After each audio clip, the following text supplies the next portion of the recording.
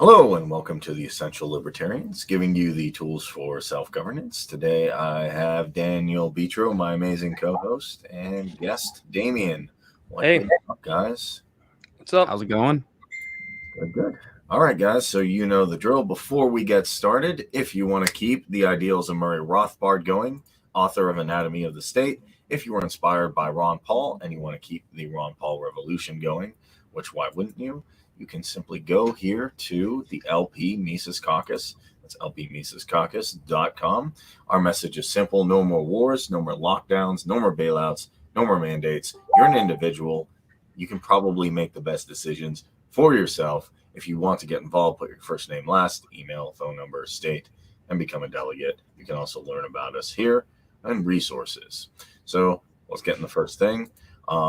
Right now, we know there's a huge trucker convoy. Things have kind of escalated a little bit.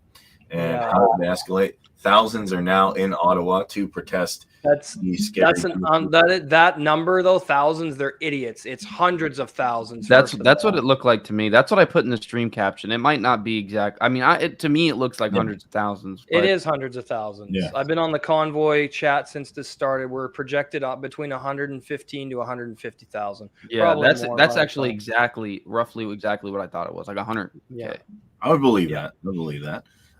So basically what they're doing, same thing. This is going to be insane because you have the convoy, you have people protesting here.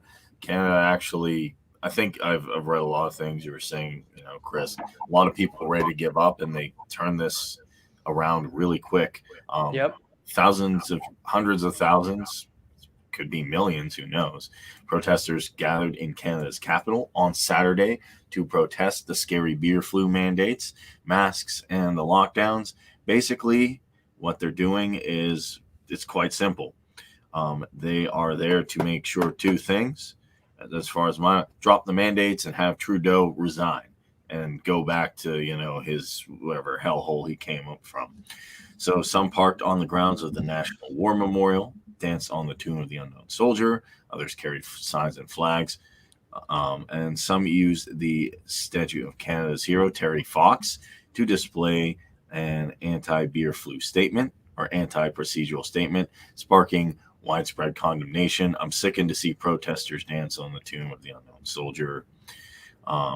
Desecrate the National War Memorial. Generations of Canadians have fought and died for our rights, including free speech. Not this. Those involved should hang their heads in shame.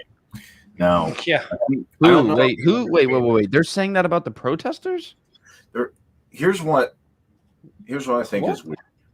Yeah, that's what some of them did. Some of them. Not all of them.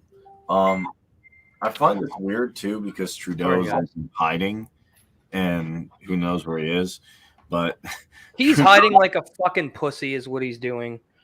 He knows his head's gonna roll if he keeps. Well, he said listen, Damien. He said this is Trudeau's words. This is my words. He said this is a fringe minority. Is that true?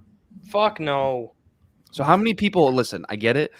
Just like the January 6th thing and how a lot of the negative stuff took place there, but there was a lot of people who supported the movement and wanted to be there and be peacefully there, but they weren't able to make it. So how many people would you say that are like supporting this, whether they're there physically or they're supporting it from Canada but they didn't go? Millions. You think so? Millions. Really? I know so, because from where they started in BC all the way to Ottawa, the fucking highway was lined with people.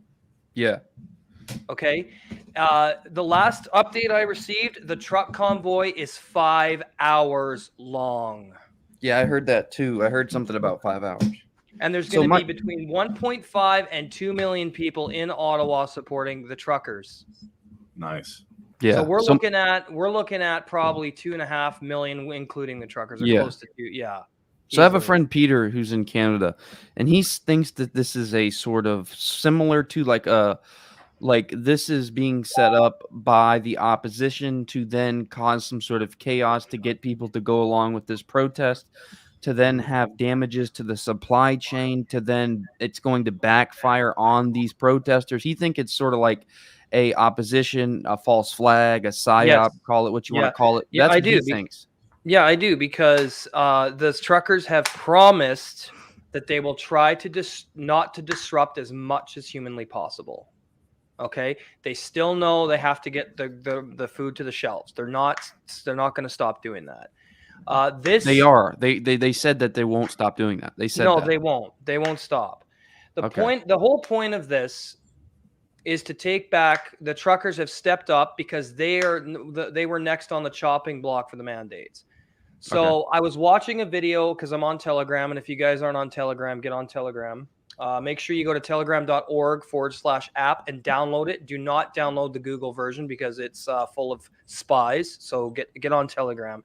But I was on Telegram and I saw a trucker. This is before it started, and he was irate.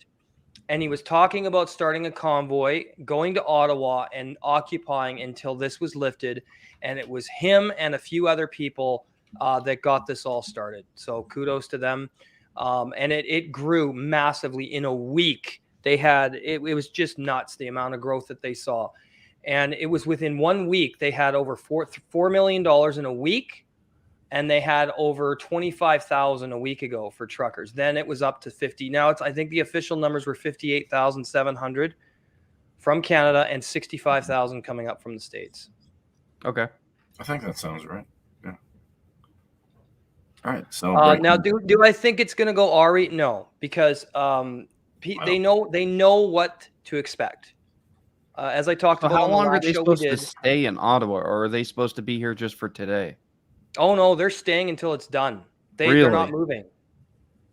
They're not moving. They will stay until Trudeau resigns. Good. That's how you do it. That's The actually truckers and everyone that think, people are like, oh well, how long are they realistically going to sit there? Are they going to sit there till June 30th when the vaccine? Or sorry, didn't mean to say that. When the procedure mandates end? No. They will stay until the government resigns, till the liberal government resigns. That's how you do it. That's how you do it. Like a lot of people have told me, like, okay, how are we gonna?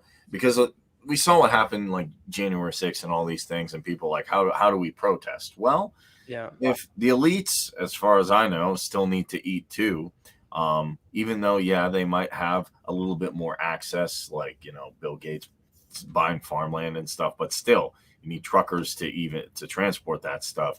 If you can disrupt the supply lines, it's not good, but to regular people. But hey, at least you can get the tyrants out of power, and then people can stock up. People can find ways out of it. Yeah, people can start their own gardens, and this is a good way to do it. So I was actually curious, because I'm always curious to see what the authoritarians are saying too, like elbow macaroni in France. And why do you always call them that? Because Emmanuel Macron, I just because I'm a troll. But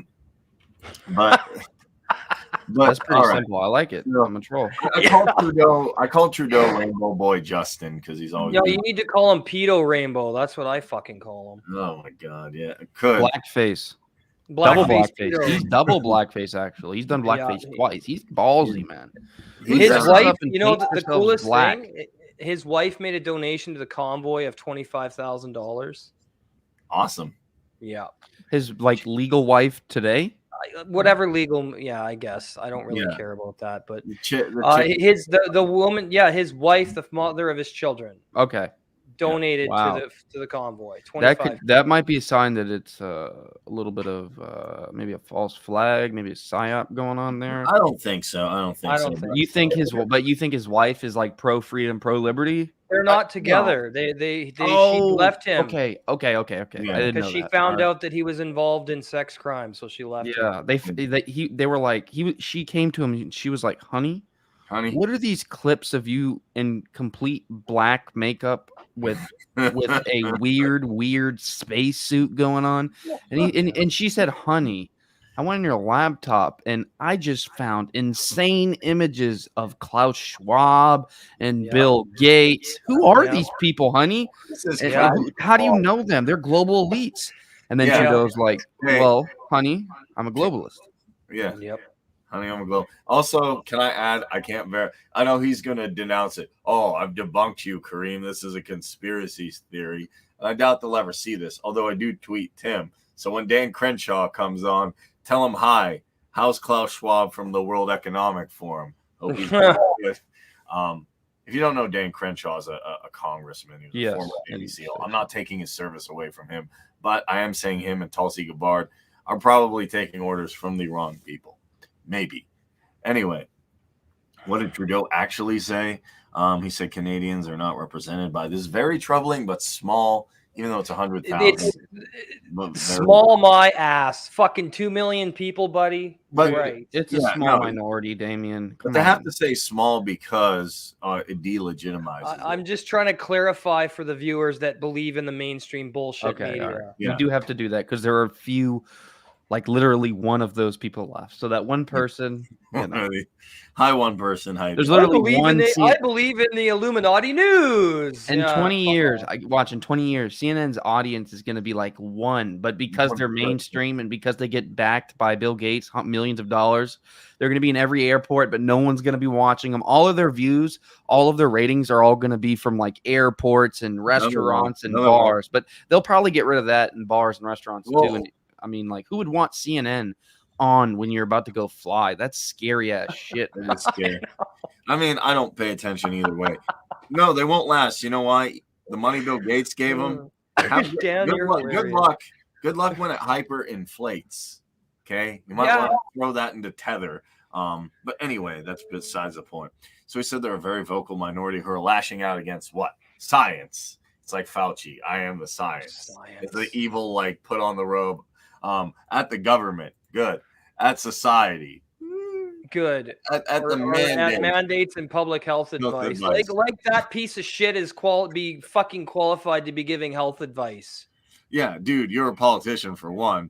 Oh, you don't want health advice. Oh, maybe because the health advice is from people you paid off. And we all know how corrupt the medical industry is, so I don't trust any of those fucking people. Yeah, now, just to finish this.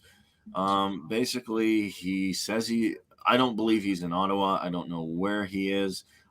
They say Canada has a lot of people who took this medical procedure that the establishment wants them to take. And the premier and province of Quebec is proposing to tax people who have not taken this medical procedure. They backed out of that, by the way. Okay, they may have. I have to check.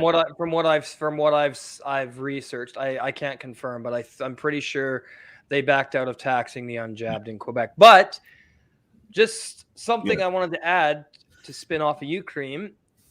I won't be supporting Walmart anymore. Why is that? What the hell, man? Stop it. In Quebec, they have the jab passport at the fucking door of Walmart. Then don't support them. Listen, this is debatable because I think Walmart, listen, they have pretty cheap products. So I don't know. But they're mostly made in China. That's the problem. Here's the thing I would tell you. I don't like Walmart. What's debatable, Daniel? I'm being very, very, very sarcastic here. Yeah, he's just but basically what I'm saying is, like, here's what's awesome about a free market, even if it's not free. Let me rephrase this to be very specific. Here's what's awesome about a market, even if half of the market is controlled by the government, right? Yeah, here's what's awesome about even just a sliver of a market right there, an open market. I don't really like the term free, but anyways, so Walmart, right, this massive corporation, because of capitalism, and I think the communists and the socialists would agree with me, because of capitalism, they were able to gain and become $1 billion franchise, almost $1 trillion company. They're able to open stores, and not only nationwide but worldwide. They have the most amount of employees in the country of the United States. They employ the most amount of people, right? They've made hundreds of people millionaires and many people billionaires. So you say, okay, that's because of capitalism. Well, also because of capitalism, you yourself, for not even that much money, can go ahead and open a store right next to Walmart and sell all the products they do. Now you're going to have to fend for yourself.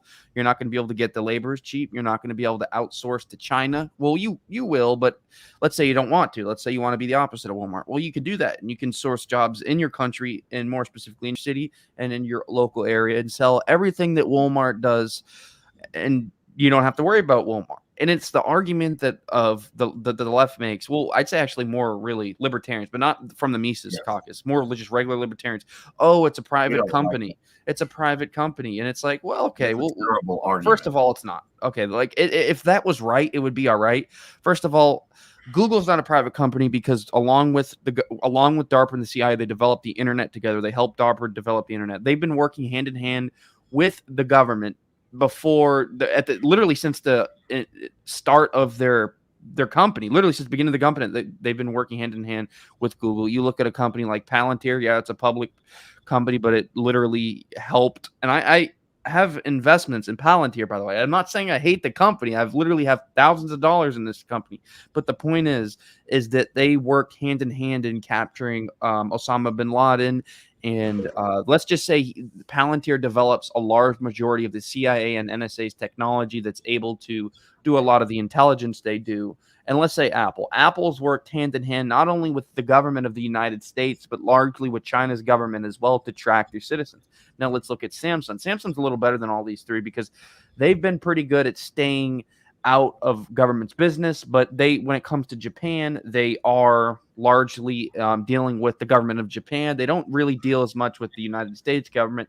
Now let's look at Microsoft. Well, I mean, like, this is so obvious, right? Like, of course, Microsoft and our government have worked together and made deals. There's been literally there's a website you can go and look at the policies that were made to benefit certain, not, you can't really do companies, but certain industries where you see like all these policies and laws that were made, and you can trace them back to different fucking lobbyists. It's awesome. But like, you look at all these companies, none of them are private. They're all working not only like with the government, because you could say that working with the government on one incident is different, but they're actively, consistently working with the government. They're funded by the government. They have people who lobby with millions, hundreds of millions of dollars sometimes to the government to get policy put in that makes their business easier. That is not a private company. So every time libertarians say that, most of the time they're wrong about the beginning of that statement, private company, because they don't understand that what's going on is far from, like, that is not a private company, right? Unless you consider a private company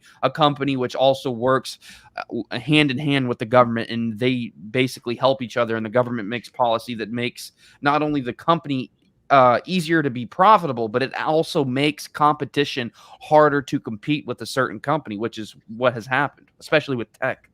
Exactly. Right. Yeah, that's the biggest thing. That's the biggest problem I have is like people like, it's a private company. It's a private company. Why? Oh, they have a logo. Okay, that doesn't mean anything. They're on the stock market. It's so isn't a lot of Chinese stocks that are literally owned by the government. Doesn't mean anything. Like Pfizer's another example. The government paid for everything basically. They might as well be the medical arm. And then it's so funny. What they have a revolving door between one. So people in the FDA are working with people at Moderna, are working with people at Pfizer, and they're like, it's private. It's the furthest thing from private. Basically, if you have, and they do it everywhere too. It's not just there. There's Goldman Sachs people who work for the Treasury Department. There's military people who work for Raytheon. I'm sure there's someone at Raytheon now who is working with someone in the Defense Department saying, hey, I need to get these weapons so we can start stuff in Ukraine. So before I get to that, I just want to give people information about this. I'm just continuing on the convoy thing. So just to take a look at it, you can take a look at the Independent here. I do like what they put out. I think Daniel does as well. Ottawa says, actually, there's no more room for vehicles downtown. That's how much it is. They literally clog the streets. I think you said like 5 hours, Chris. Yeah. The cool thing is here, demonstrators have taken a particular issue here.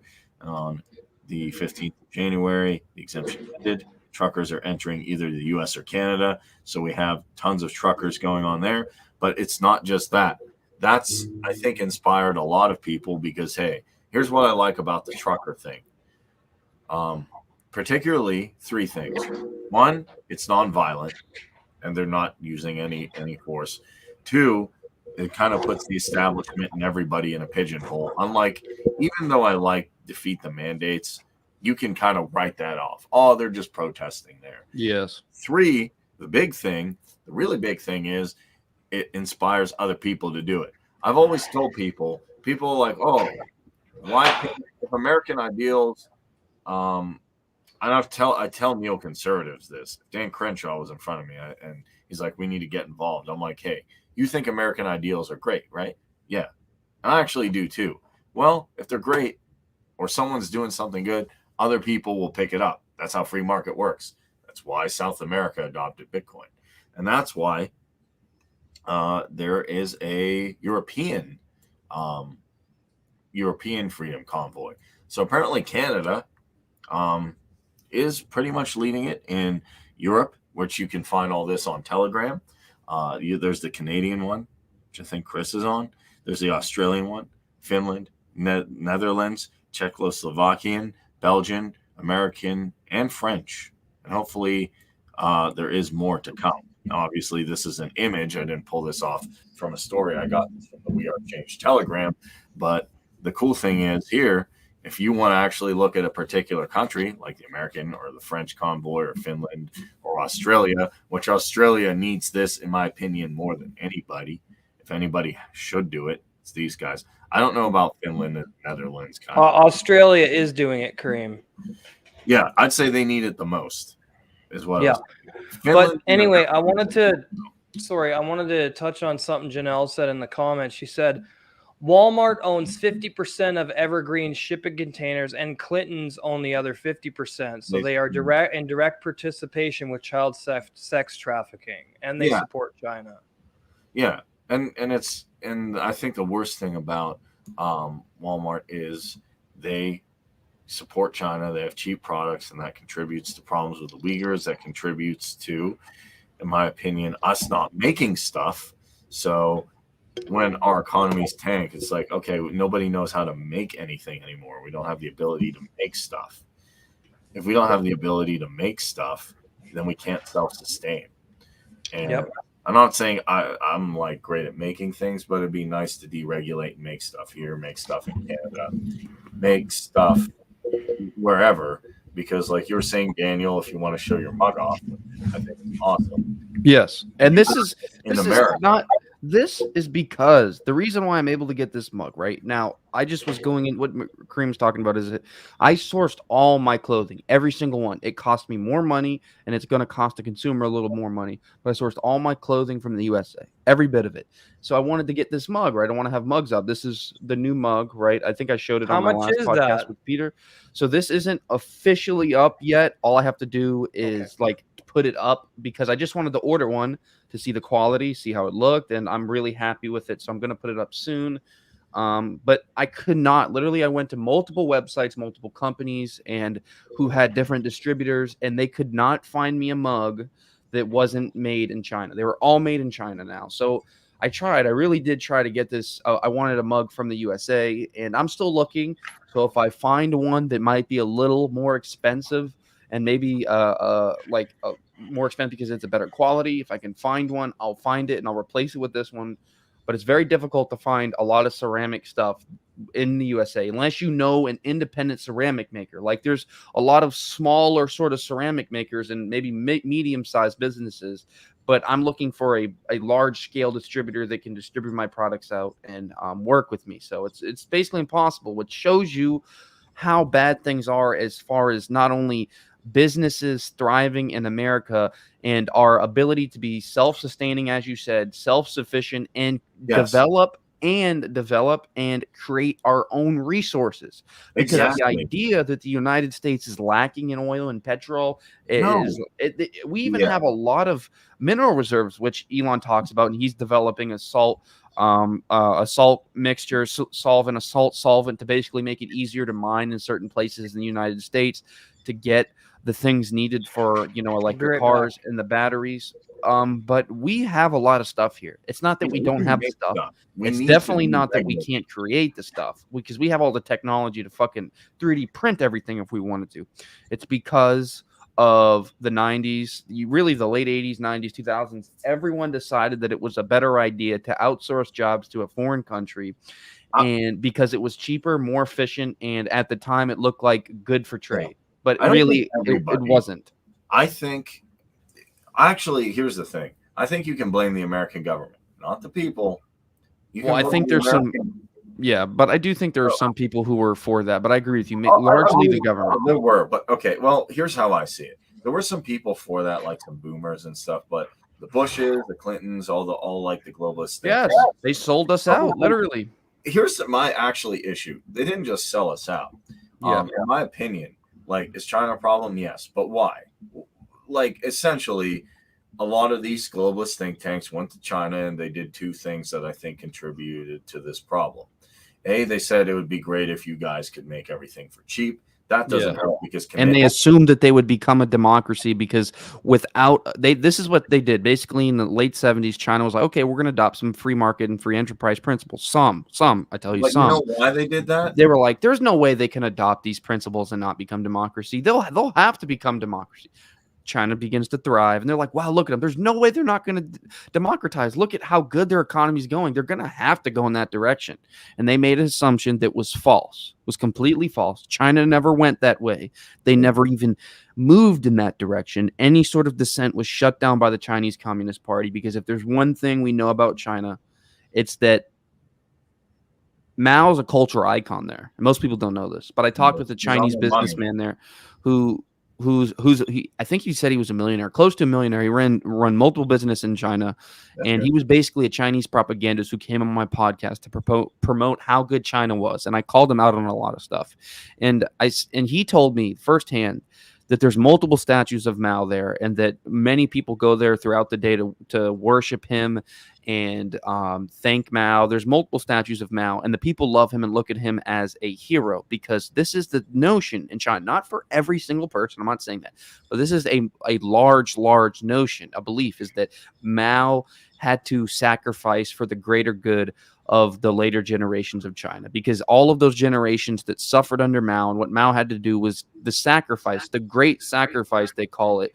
for what the newer generations are able to get, the amount of food they're able to get, the technology they are able to get, and all that stuff. So that's the sort of idea, when we all know that that's crazy reasoning, but yeah, I think you're referencing the Great Leap Forward, which killed more people and well, yes, that's the name of the thing, but they consider it the great sacrifice, because all of that stuff that happened, the 55 million killed in less than 20 years, all that stuff that happened, actually the largest enforced starvation ever upon the world, that all happened because it had to all happen, because without it, you wouldn't have modern China, where the newer generations are not suffering like the older generations did, which a lot of it's propaganda. Okay. Yeah, all of it is. And that's the problem. This stuff needs to be taught in history books. History books, I'm fine with them teaching the bad side of the right and how far the right can go, Pinochet, the Weimar Republic. But you have to go back and look, hey, here's the Holodomor.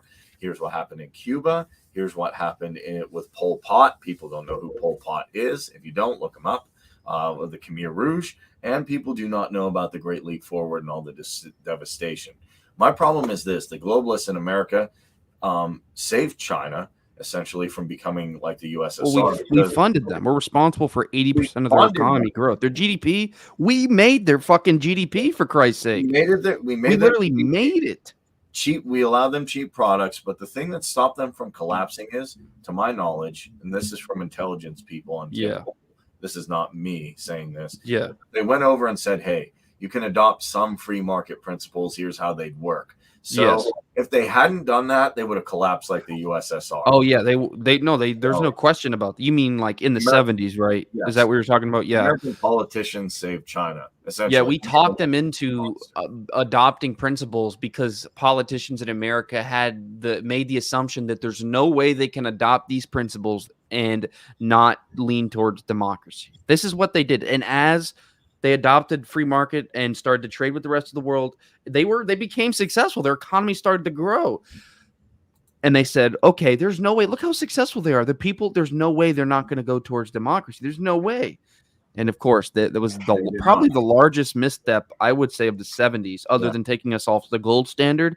I mean, there was a lot of stuff in the 70s that happened. Don't get me wrong. But I think that was one of the most, I would agree 70s and 80s, that was one of the most like proportional things that happened, was China not only becoming dealing in trade with the United States under Nixon, but then adopting those principles right shortly thereafter, and the United States making the assumption that they would democratize.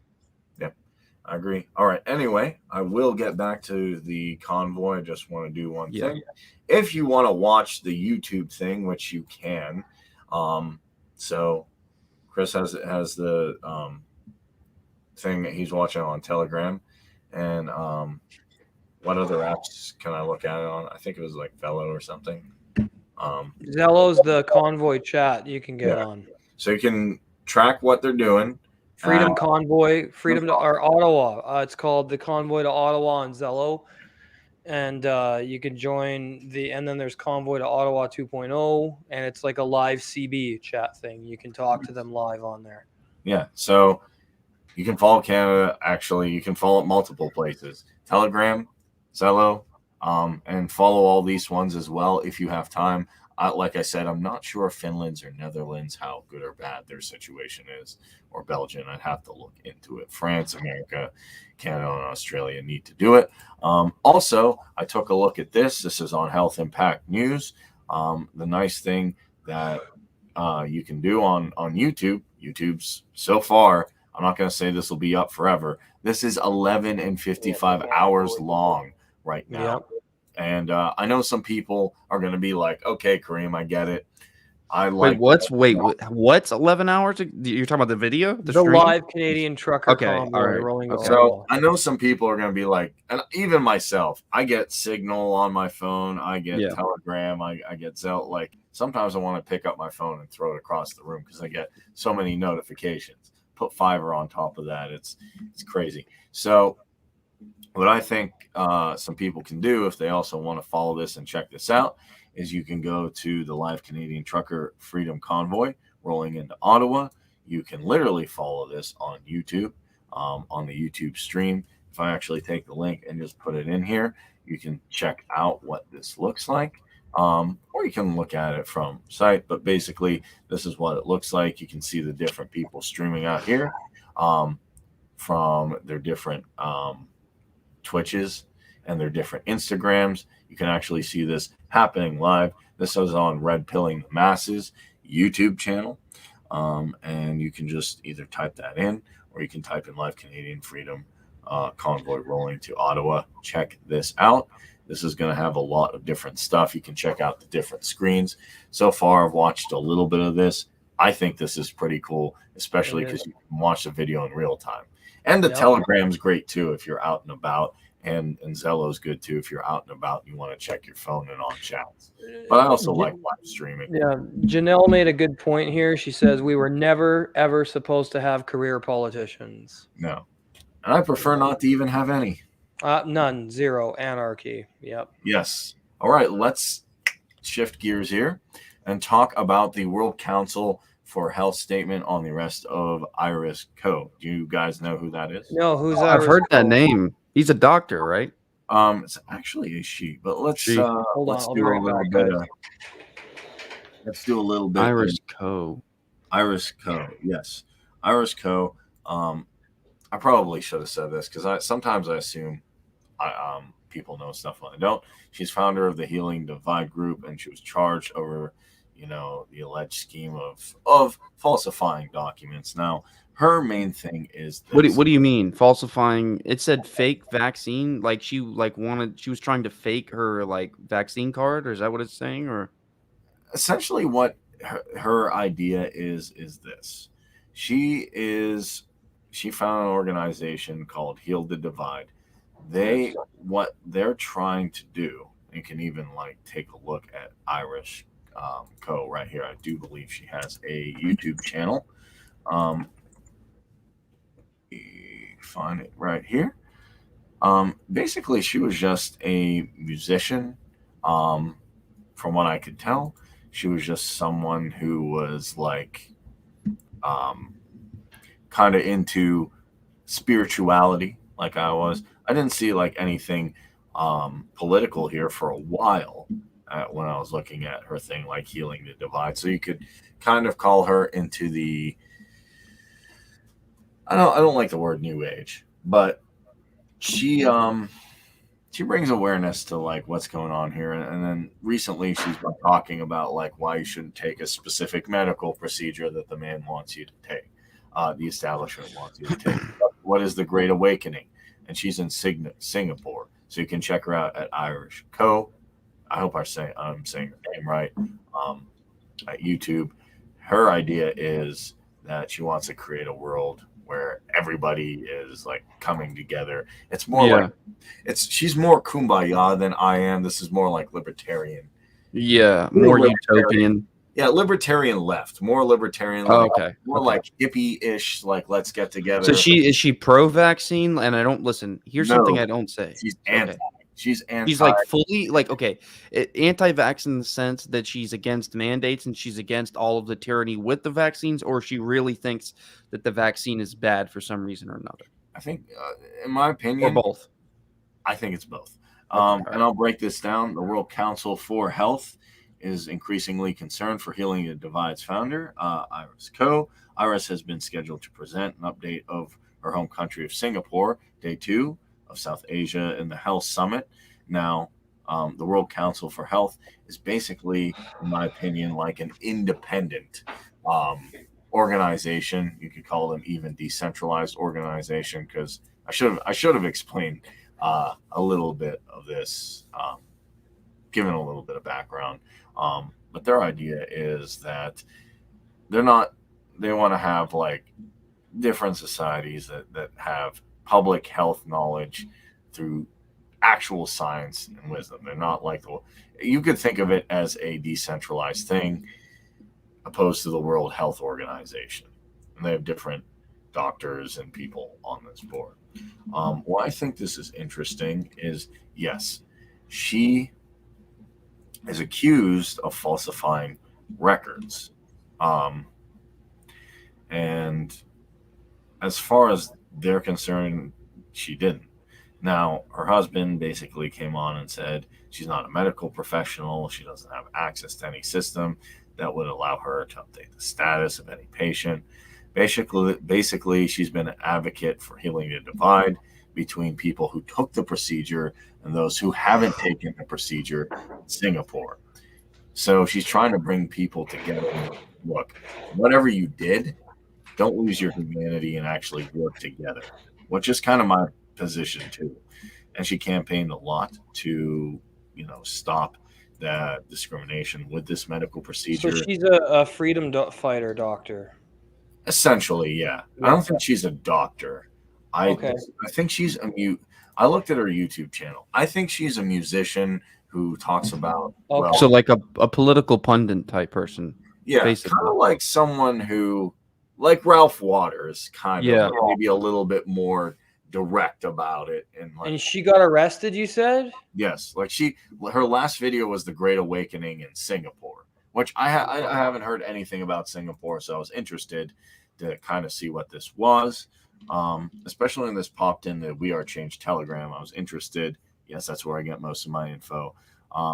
Her intention has been to unite her country, even as the government appears set on tearing it apart and creating a two-tier system, which is essentially what they've already done in France and trying to do in Canada and other places. Why does this relate to everything? Because not only are people saying, hey,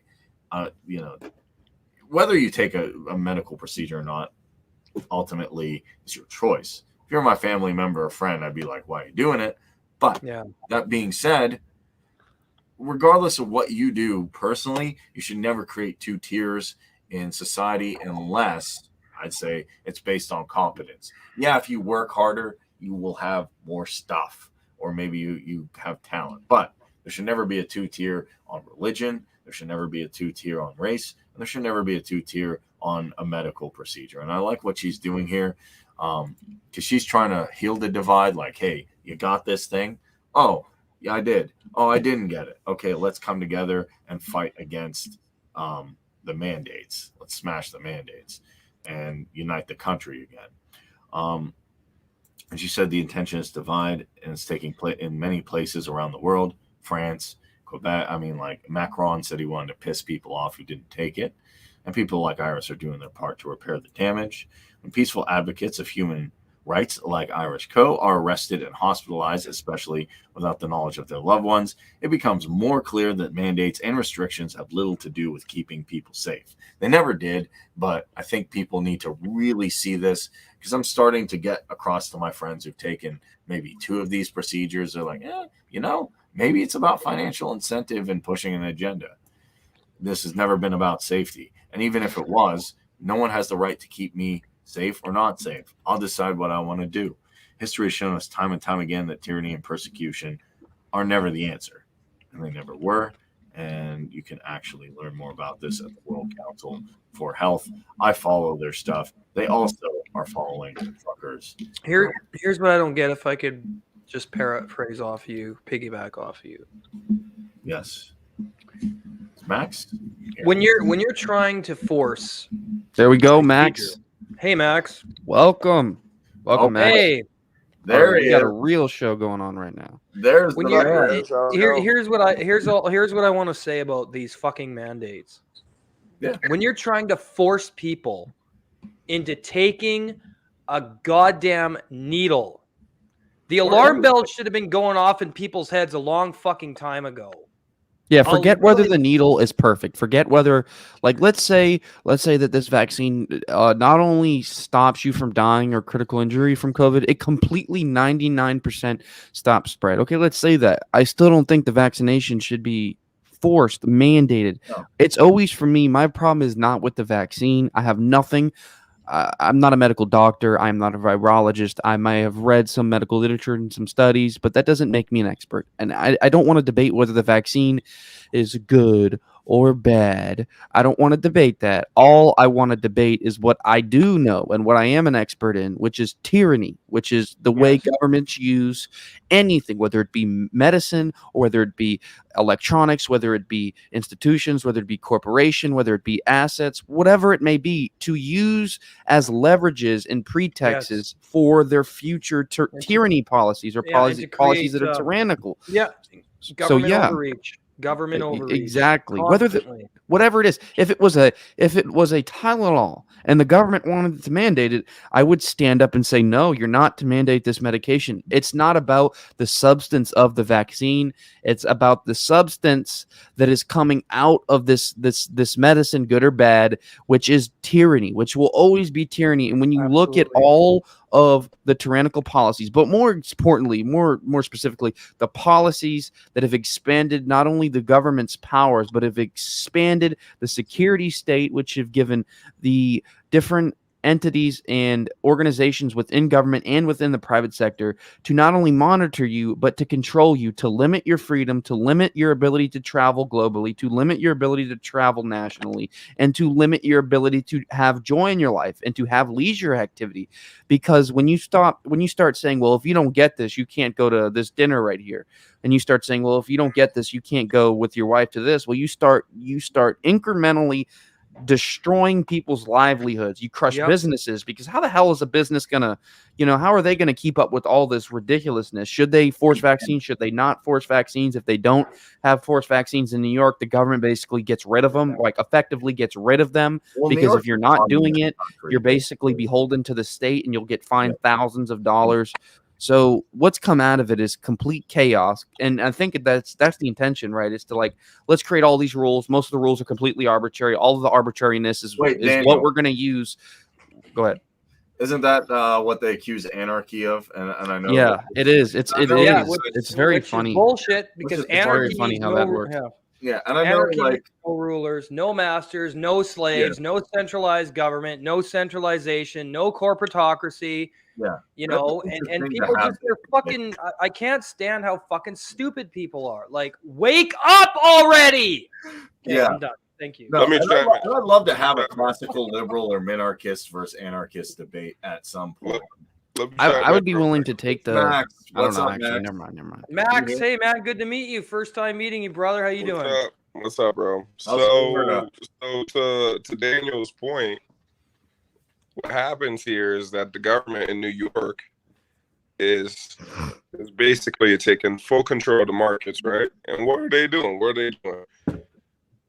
They're getting rid of all these places that won't vaccinate. So that furthers the control of corporatism.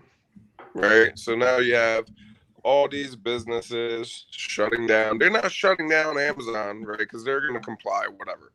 But like the mom and pop store that they get to put down and all these other small businesses. So this further helps the corporations that are like at the top, creating more of a corporatist economy, you know.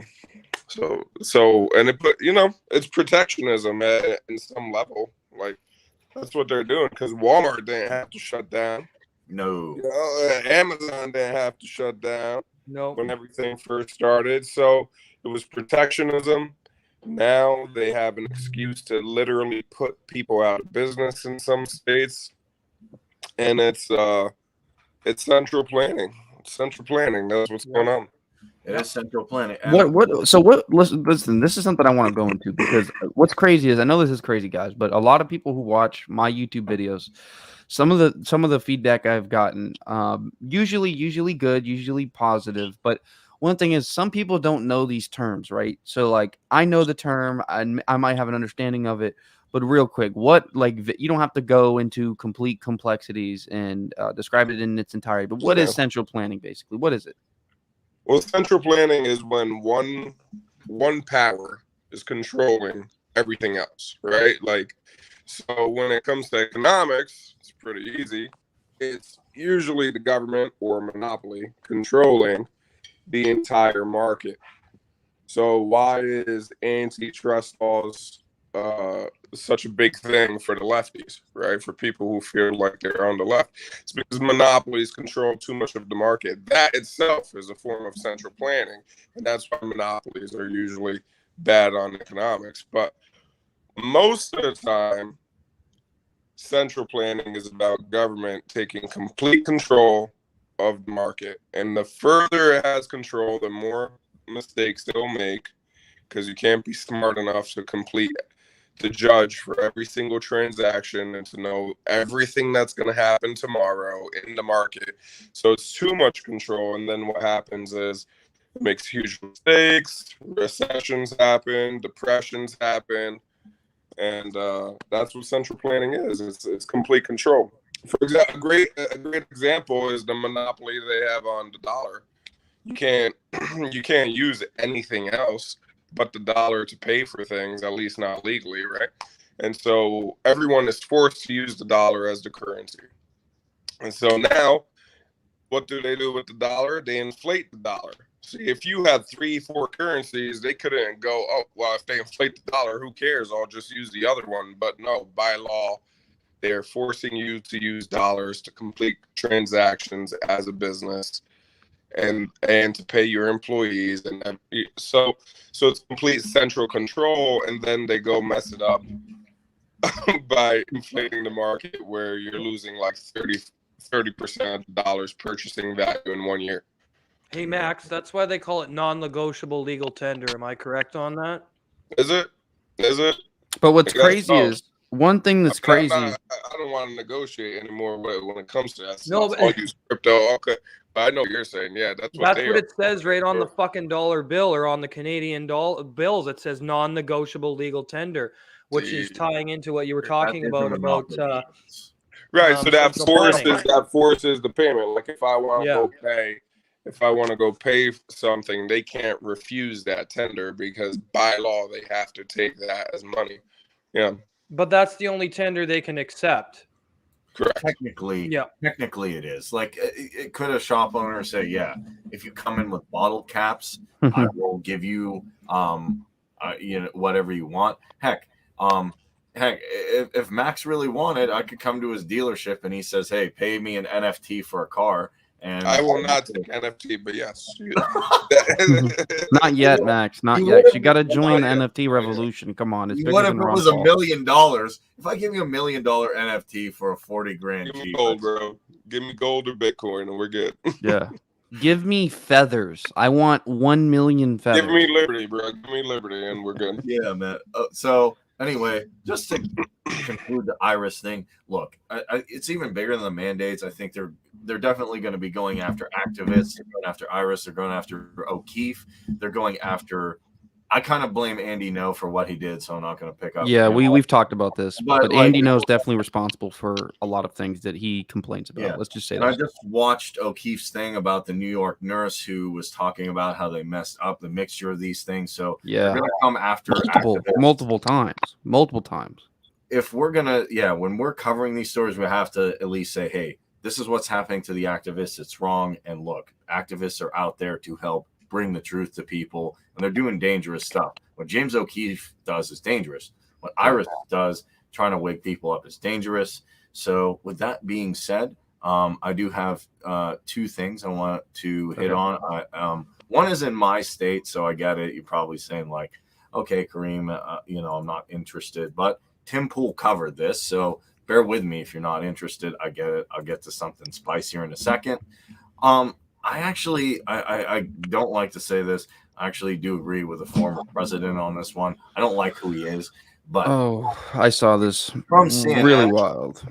From CNN, I don't like I'm gonna say, and I'm gonna say this right now. At least it's NewsGuard certified. Bill Gates approves. I'm not endorsing. I'm not endorsing either of them. I'm not endorsing CNN. I'm not endorsing Trump. I'm completely opposed to both. But I like this decision because Pennsylvania court declares states no excuse absentee voting law is unconstitutional. Now, I get it. I'm an ANCAP. People say you're an ANCAP. Yes, but while the political system exists, let me slowly decentralize it with myself, Dave Smith, Michael Heinz. Yeah, we're not alone in that. But you know what's interesting about this right here?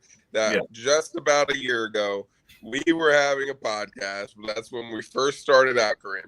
Yes. We were talking about all this freaking election fraud, and everybody's like, what are you talking about? It's being thrown out of the courts. No voter fraud is happening. I know. Anyone who says no anything is happening is like, you really don't have an idea of statistics, right? Systems have variations. Right? They say no, quote unquote, widespread, because that was right? And it's like, dude, what does widespread even mean? What okay, like, is it one state? Is it two states? Is it just counties? How big is that measurement? And look at this, man. That's crazy, and it's happening. Actually, this just happened in Florida, Kareem. Oh, and the same thing, the same exact thing. Really?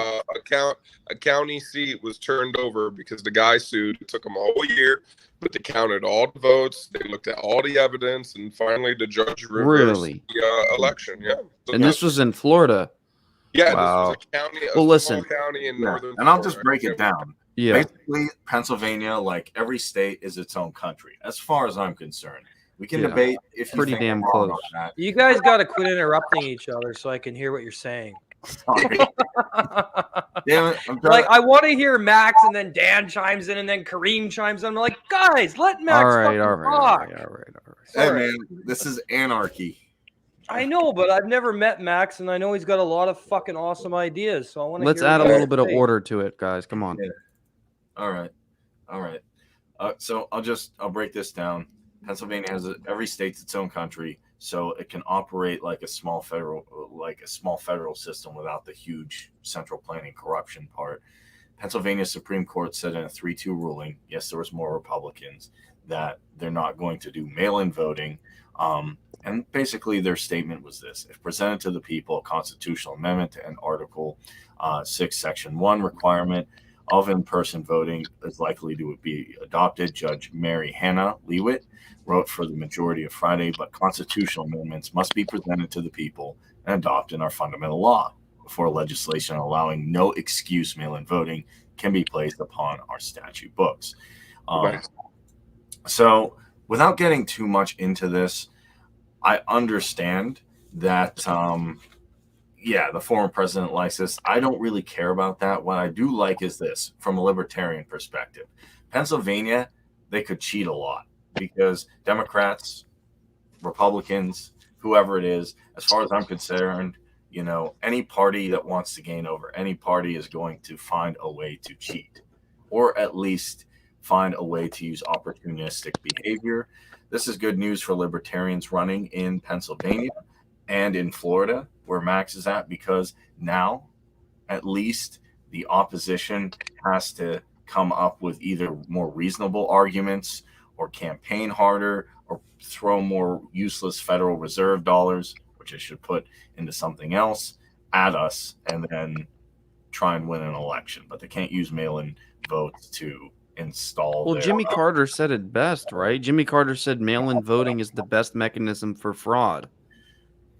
He said that. That's Jimmy Carter, man. Yeah. So I don't love Jimmy Carter by all means, but he's not the only president or politician or member who's worked in government who has said historically in the last 50 years that mail-in voting is one of the best ways to bring in fraud and have elections become somewhat fraudulent. It's the best way to bring in a certain degree of fraud. So, I mean, listen, you can disagree with that. That's fine. But there's been many people historically who have said, and quite honestly and quite descriptively pointed out the problems with mail-in voting. And I think especially when you have not only mail-in voting, but a lot of these other sort of things that occurred under COVID, like the whole we'll send you a ballot even though you don't request one.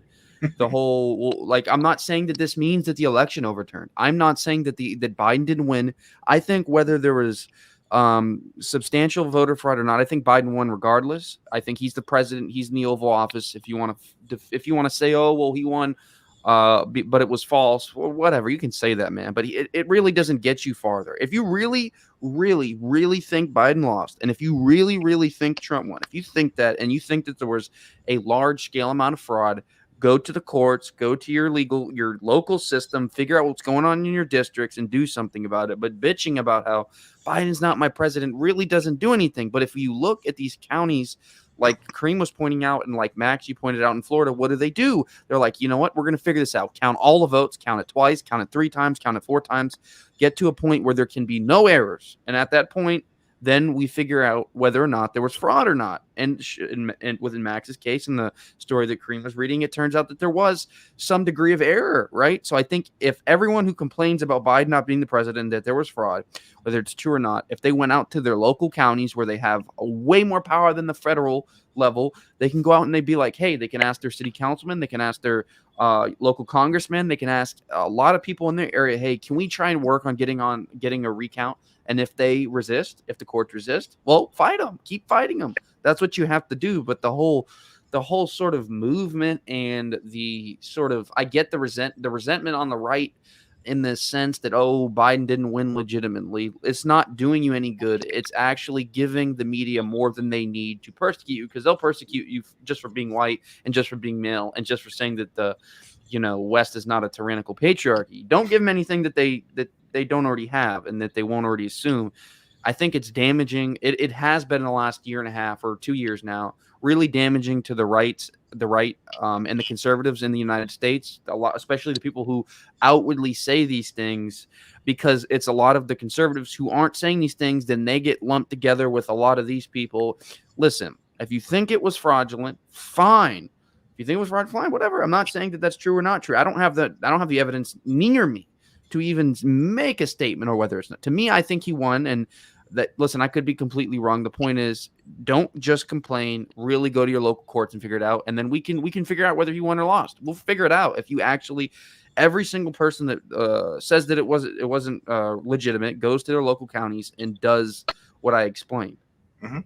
No, you can definitely do that. And one thing I'll even add to there is, I don't necessarily think, though, it's just that I think they keep finding targets. Like they lost, the left-wing media lost. Okay, well, fine. We're not gonna, go after the president. But Joe Rogan now, he's the biggest threat. They get fake doctors. Oh, here's 1,000 doctors. I'm like, these aren't even. Oh, Neil Young says, dude, Neil Young. There's listen. No. Hold on, Neil Young tried to get Joe Rogan fucking canceled, so he is sold out to the Illuminati. Listen. Okay, so Neil Young is a joke. Okay, keep on rocking in the free world. Yes, dude, that song's classic. Now he's making a new song, "Keep on Rocking in the Lockdown World," because he supports the fucking man. And what's funny is Joe Rogan played that song at his last special. No joke, he did. His video. He played that song at a special as he was walking off the stage. I love Joe Rogan. He tries to get Joe Rogan canceled and ends up canceling himself. Good job, you fucking clown. Yeah, and for what? Oh, UFC man interviewed Peter McCulloch And he I know. interviewed Malone. And Fringe doctor.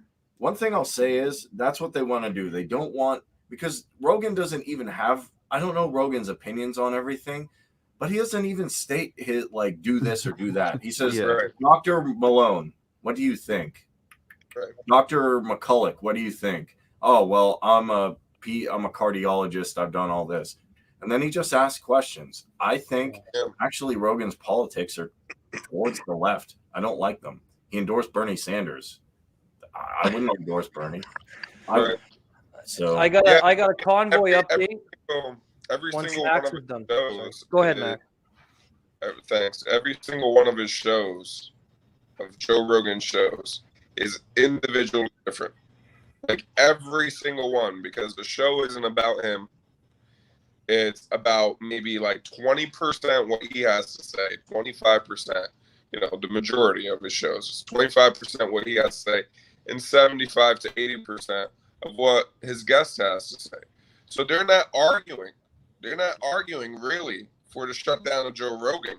What they're arguing is for the shutdown of everyone he has on. And so it's like all these episodes. How many episodes does he have? Like 1,770 now, I think. Yeah, imagine all those shows, just like, you know, all these guys, some of the smartest people in the world go on to these shows. And then he has comics. And then he has Bernie Sanders, Andrew Yang. He has Andrew Yang, which has some good ideas, you know, and I don't like them all. And then, He does. You know, he had so many good people on, and for, you know, 11 million people watch this guy over all the news, right?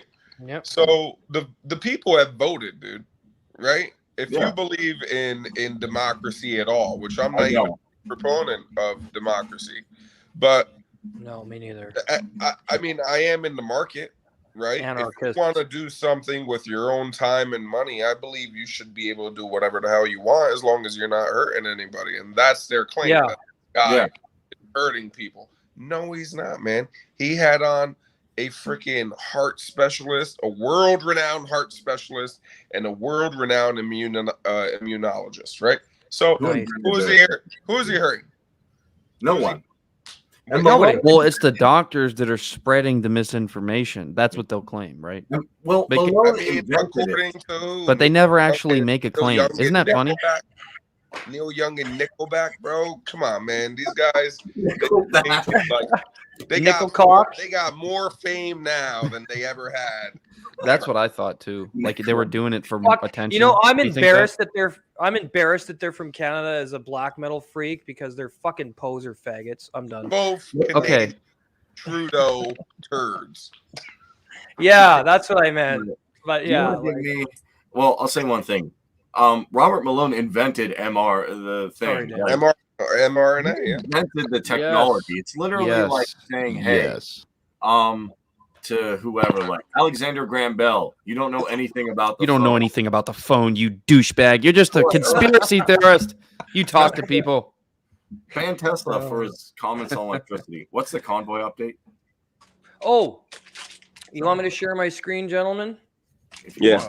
And then sorry for saying the FAG word, Dan. I apologize. It's all right. I actually don't think YouTube has any policy against that. And anyways, you didn't mean it. You were referring to the cigarettes in Great Britain. Yeah. So we're all good. Yeah, I was. There's a scary beer. Sorry, guys. Because when it comes to bans, I don't fuck around. Okay. All right. Share screen. He loves Parkway Drive. No, I do not. Thank you. Okay. This damn StreamYard. Shut up, Cream. They're garbage. Okay. All right. So the OPP have officially reported over 100,000 trucks in Ottawa, an estimated 2.3 million on foot, and an abundance of trucks parked in fields just outside the city. The RCMP reports over 130,000 trucks in the city and more than 20,000 parked in fields outside the city. What did I say, guys? 150K. So wait. First, I'm going to ask you two questions. What is the OPP? Ontario Police Department. Okay, what is the RCMP? Royal Canadian Mounted Police. They have the federal jurisdiction, and then there's provincial or city jurisdictions. And who what is this coming from? Like this thing. What is this? The thing you're showing me, where is this image coming from? This is a report from Manitobans Against Vaccine Passports. But the picture that they're quoting, how do they, like, what are they getting this data from is what I'm asking, because anyone could take this. It looks like a message, doesn't it? Like an iMessage or something.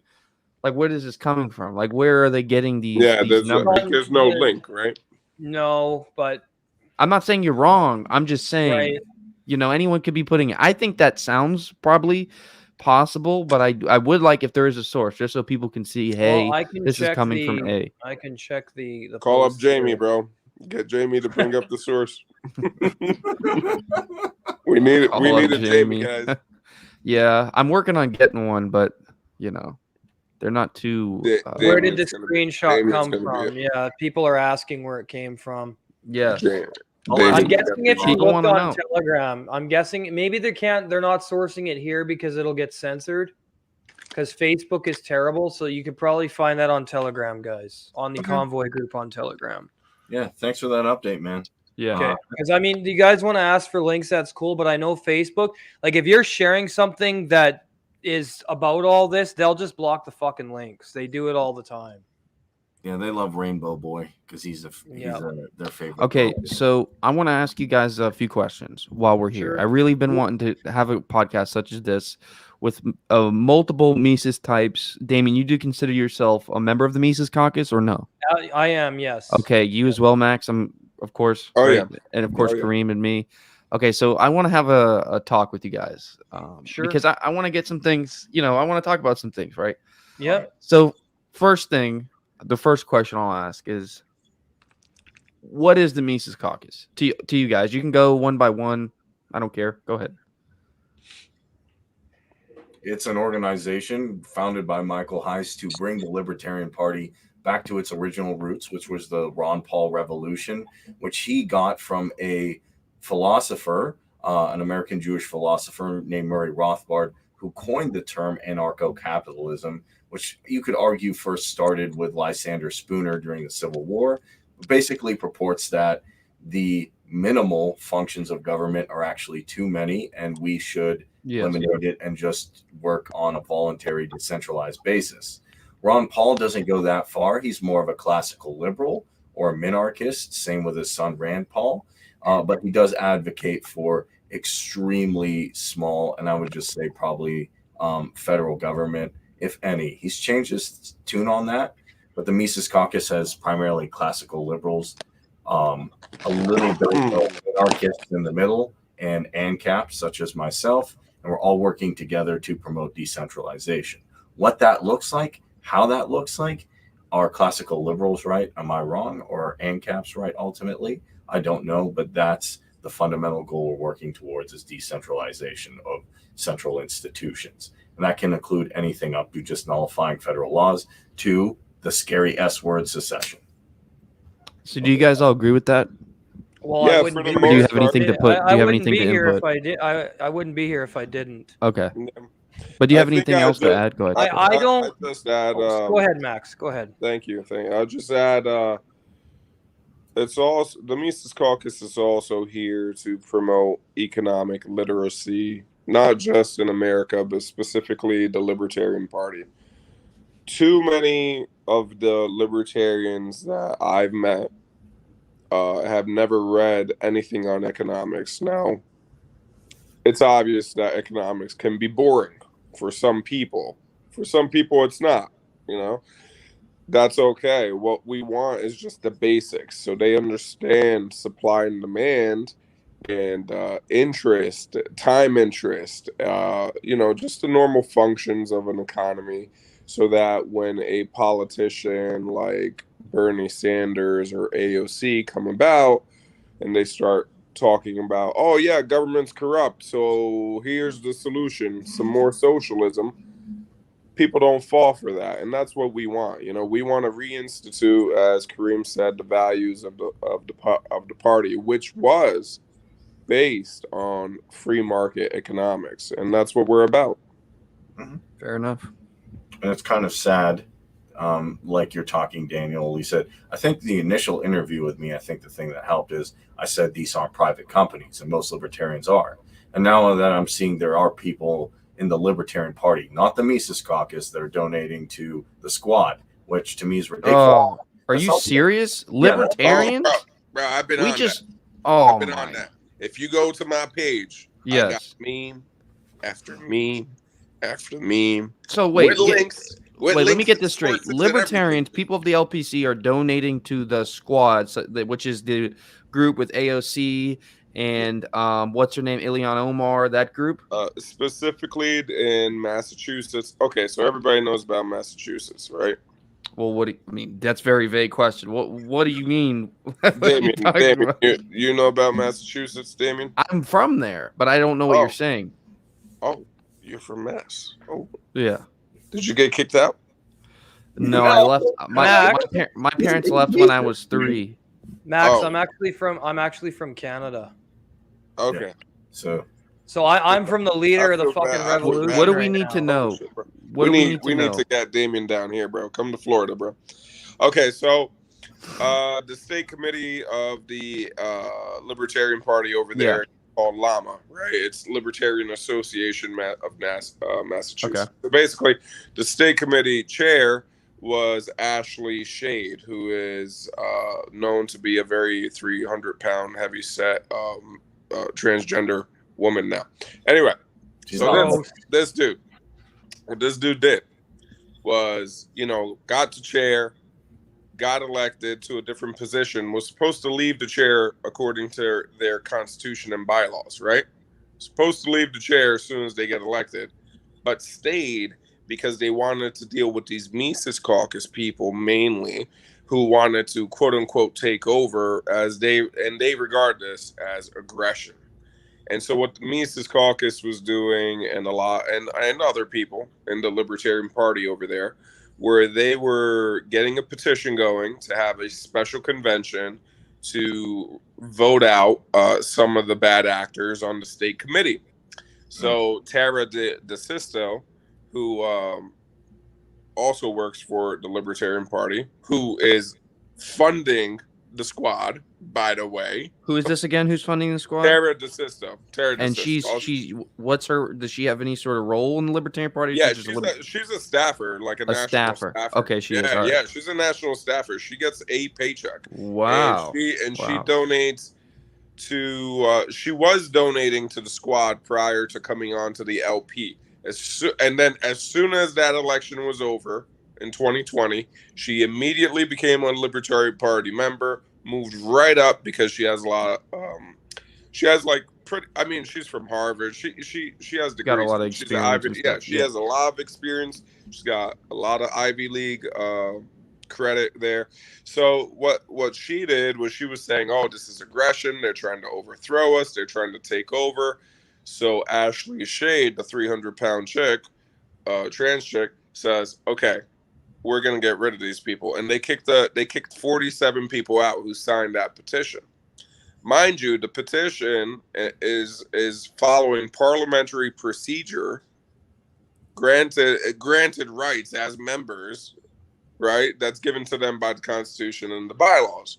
So there's a conflict over there, right? They're saying, oh, well, if you read the Constitution, where we have to defend our party, but by our party, they mean the state. So the state committee. So they pretty much say, no, we're the party. You're not the party, even though these are members of the party. And we have to protect ourselves from you, right? They kicked out Mises Caucus individuals, right? 36 of them were Mises Caucus, I believe. Now, they've been on podcasts. I've spoken to them. I told them, dude, send me all the info you have, all the emails, everything. I wanted everything. So I have all this info on these people.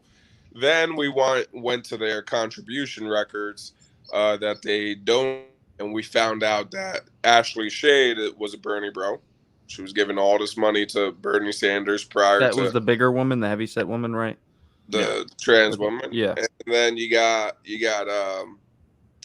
Tara DeSisto. By the way, Tara DeSisto, not only is she donating to the Squad, And not only is she donating to Act Blue, which is a reformation group, PAC pretty much, that gives money to Democrats, but they're there to reform voting laws to make voting more accessible, what we were just talking about. Okay, not only are they are both funding this institution, but Tara DeSisto is also great friends with the LNC chair. What's her name now? Bayou, or whatever her name is. Ashley Bayou? Damn, no. Too many names right now. Hold on. Okay. The LNC chair, the national chair of the Libertarian Party. I'm drawing a blank, dude. Somebody else. You guys know who it is? I at first, I'm like, oh, let's try and work together. And then I'm like, nah. I told you it wasn't going to work all the way back then, dude. I was like, bro, these people I just got work with us. The point is that she's best friends with the National Party committee, right? And so what's happening is these people are not going to come down and rain fire for all these abuses that they're doing. And one could argue, that they don't have the right to do so, right? It depends on the Constitution and how the bylaws are written. If there's disputes and all that stuff, you could go to a higher level. But so there's a big issue.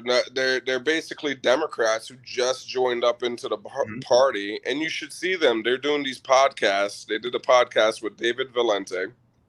I think that's his name. Something fish. He gets like 2 views, bro. He gets nobody watches this shit. Nobody. And I went on it and I was like, dude, this guy is like a fucking postmodernist 5,000. And she goes on there and basically. And does he consider himself a libertarian, or is he he works at the LP in West Virginia, bro. Dude. They're all running. Okay. They're all I see what's going on here, guys. So they're all running. They're all holding high level positions because most libertarians left the party during 2012 to go help the Tea Party and Ron Paul. Right. So that left this void, and a lot of leaning libertarians came up and got higher level positions, and now they control all these spots. So what's happening now is they're abusing their powers. Yeah. What's up, Chris? Sorry. My nieces are here. They want me to go sledding with them. Go sledding, Damien. Don't torture your nieces, and make sure they. Hi. Yeah, I haven't seen them in about 6 weeks, so they want me to come out and go sledding with them. So all right, I wish I could go sledding, but there's like a quarter of an inch of snow. We've got like fucking 4 feet here, man. You need to really, move to Canada. Yeah, dude. I want to go up to Canada. I told you, like, Daniel, you can come crash with me if you fucking come up with Kareem, man. Are you sure? Dude, that actually, I mean, fucking A. We'll have to work out the details in private, but that could definitely, dude, because.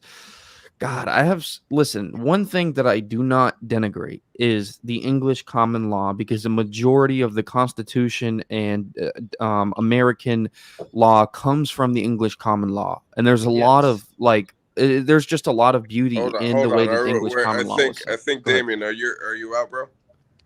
Yeah, I'm gonna be going, man. Look at them; they're standing there waiting for me, man. Yeah, Max, do I have you on Facebook, Max? I think I do. I'll find you, bro. Okay, get Kareem to link you up with me. All right, guys, I'm out. Peace. Later, bro. All right, bye. Later, brother. What were you saying, Dan? What's up? What were you just saying about the English? Oh, okay, yeah.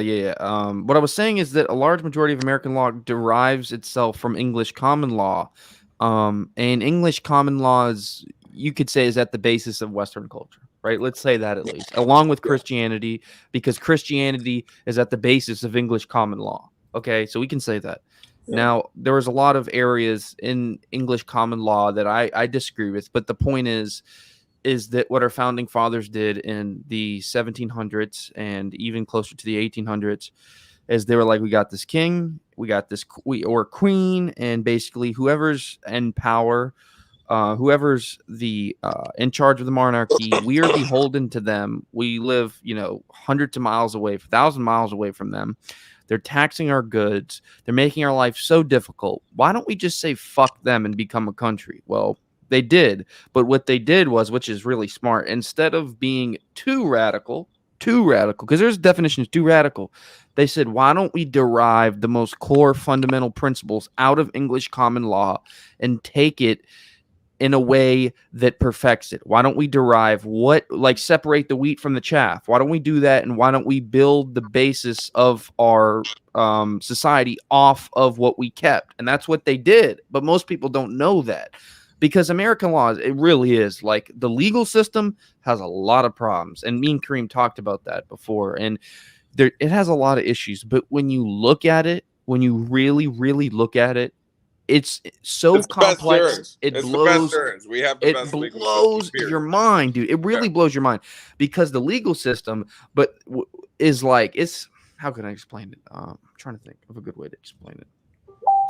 It's sort of like a molecule, matter, right? Like the deeper you go down, the more complicated it gets, which is weird, right? It's with cells. You think that the smaller you get, the simpler you get, but that's not the case. Like you go down to a point that's so small, when you get to microphysics, or what would be now called quantum physics, it's like, wow, things are interacting in a way that just defies the standard set of physics. So we had to make a whole new branch, quantum physics, to basically align these derivations and movements and radical displacements in cells and things being in one place, two places at the same time. Just a lot of weird stuff that comes with the quantum mechanics, such as quantum entanglement and stuff. And that's how the legal system is like, the deeper you go down, the more you look into it, the farther you go, the more complicated things get. And one of the craziest things about the legal system is that it is one of the key structures in our society that can be fundamentally changed by politicians and policy. It can be basically completely altered, other than what's constitutional, other than what's written in the Bill of Rights. But even that can be altered through policy, which we've seen with the Second Amendment. Really, the Fourth Amendment, the 11th Amendment, the 10th Amendment, the Fifth Amendment. We've seen all of these policies that definitely are on the border of, no, I won't even say on the border. They're definitely breaking and pushing a lot of these amendments. But they're through policy, and they might be in some sort of, like inserted into some sort of masquerading as a liberal terminology that seems good. Something like, like, we're just trying to promote equity. We're just trying to promote equality and voters' rights. Yeah, but those are all key signs of, like, if you really hear those words. Yeah, equity. The Patriot Act. Exactly. But Right. The thing with equity is, like, if you're not hearing it in the financial sense, there's probably a problem, because equal equity is impossible. It's impossible. And the reason why it's impossible is because there's not enough resources, or even money that can be infinitely printed, basically, right? You would agree with almost infinitely printed and almost infinitely manipulated. There's still not enough of it, and there's still not a perfect amount of control of it, a perfect amount of distribution of it, to get that crazy absurd amount in the hands of everyone at the same value amount at every minute of every second of every day. There's not enough resources in the world to distribute to everyone equally, because to distribute resources to the world equally, you would need a certain amount, X amount of labor to distribute these resources equally. And that labor to distribute something like gold would be so excessive, you would take labor away from a market and deplete a whole economy for trying to do it. Let's say you could do it for free, which is impossible. But let's say, right? What are you, a liberal? And here's why I want to get to this. Do it for free. I'll tell you why. I'll tell you what. Let's say that the labor to spread the wealth doesn't exist. Like, it's all going to be accounted into crypto. Yeah. None of it costs money. Okay. Right. And what we're going to do is it's all accounted into Bitcoin now, and we're going to spread it equally to every individual on Earth. And I told I have a coworker, right? He's actually a manager, and he's very pro left. And I was like, I'll tell you what, man, find out what the world net worth is. As you know, find me the largest number you could find and divide it equally to everyone on Earth. And I guarantee you, if you do that accounting, you will not have enough money for everyone, because, mind you, all markets are going to stop because everybody just lost funding, right? Yeah. So, but even you know what the number is? $187,000, and that was the most absurd number, like exaggerated. Probably we're probably lower than that. $187,000 for every single person. You're going to get it one time. You're going to destroy every single market, and you got to start the whole world global economy over. The whole Yes. world economy basically has to start over. Yeah. To get $187, bro. I don't. And with think, inflation, I don't that'll think be it would fucking like enough almost if it 90 was grand in 10 if years. It was 500,000 or $1 million. Yeah. That'd be enough. Greater reset. So and like you just pointed out, I didn't think about it. Like the labor to create that cost, yes, we're gonna get robbed. We're gonna get robbed. Exactly. Like, let's give you factor. $600, guys, and it costs us $1,500 or whatever. There's even a bigger factor than that you have to consider. Let's even consider this: if you give it everybody equal amounts, the economy wouldn't crash. There's still a problem. Different people have different interests, and they would invest it different ways.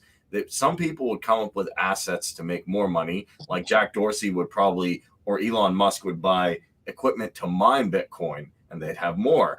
A lot of people would just spend it on like, oh, look, I got a cool T-shirt and some shoes. Hold on. So hold on. conscientiousness. But here, I see what you're saying. That's a great argument. But let me ask you this: yes, would pioneers of their industry work for $187,000 one-time payment?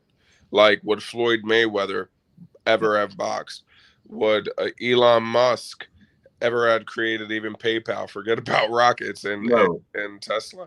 And, so the monetary incentive is a huge incentive because it's, it's.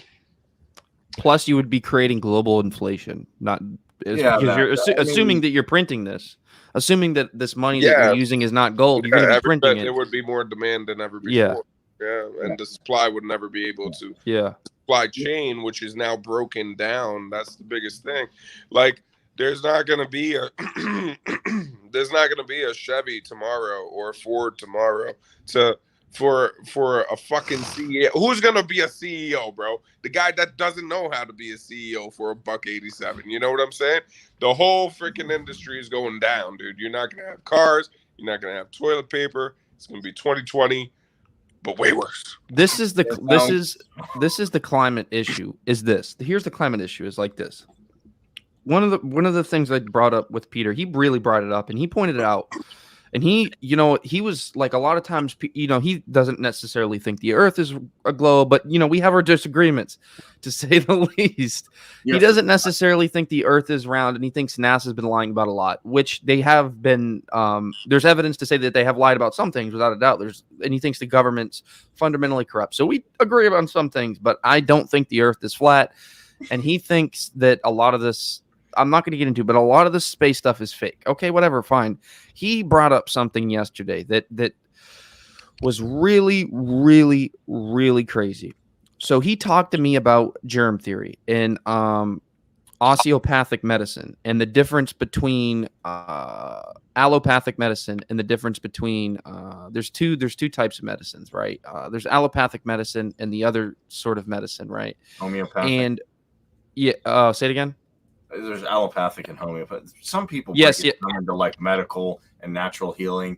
I don't like that distinction because what do you consider regenerative medicine or functional medicine? Like, I'm looking at getting LASIK or PRP or like what? There's osteopathic, and allopathic, right? And I'm not going to get into all this, but one thing that led out of this sort of discovery of what the differences between these two are is something called pleomorphism and something called germ theory. You probably have heard maybe some of these terms thrown around a lot, right? And most people don't look into this stuff because this is complex stuff. But we had a 3-hour-long podcast, so we broke a lot of this down. We went into Nostradamus theories. We listed the 24 key inventions that Tesla made. We talked about a lot of fucking fun shit on the show. But one thing about germ theory is this: it's a theory that makes the proposition that there is no disease without germs. This is basically what the difference between Béchamp, which is the one who believes in pleomorphism, which would be the opposite of germ theory. He didn't deny that the air carried germs, but he basically said he said that there were not primarily responsible, germ were not primarily responsible, and certainly not necessary for disease. So when you're looking at germ theory, which is what all the basic medical hospitals and basically all the universities, that's their basis, is that germ theory is true. They've taken that as basically objectively true, and they've built models off of this proposition, which every disease, it comes from germs and is necessary. So germs are necessary for diseases. And some people will disagree and say they're not absolutely necessary, but they're very, very, very, very imperative for diseases.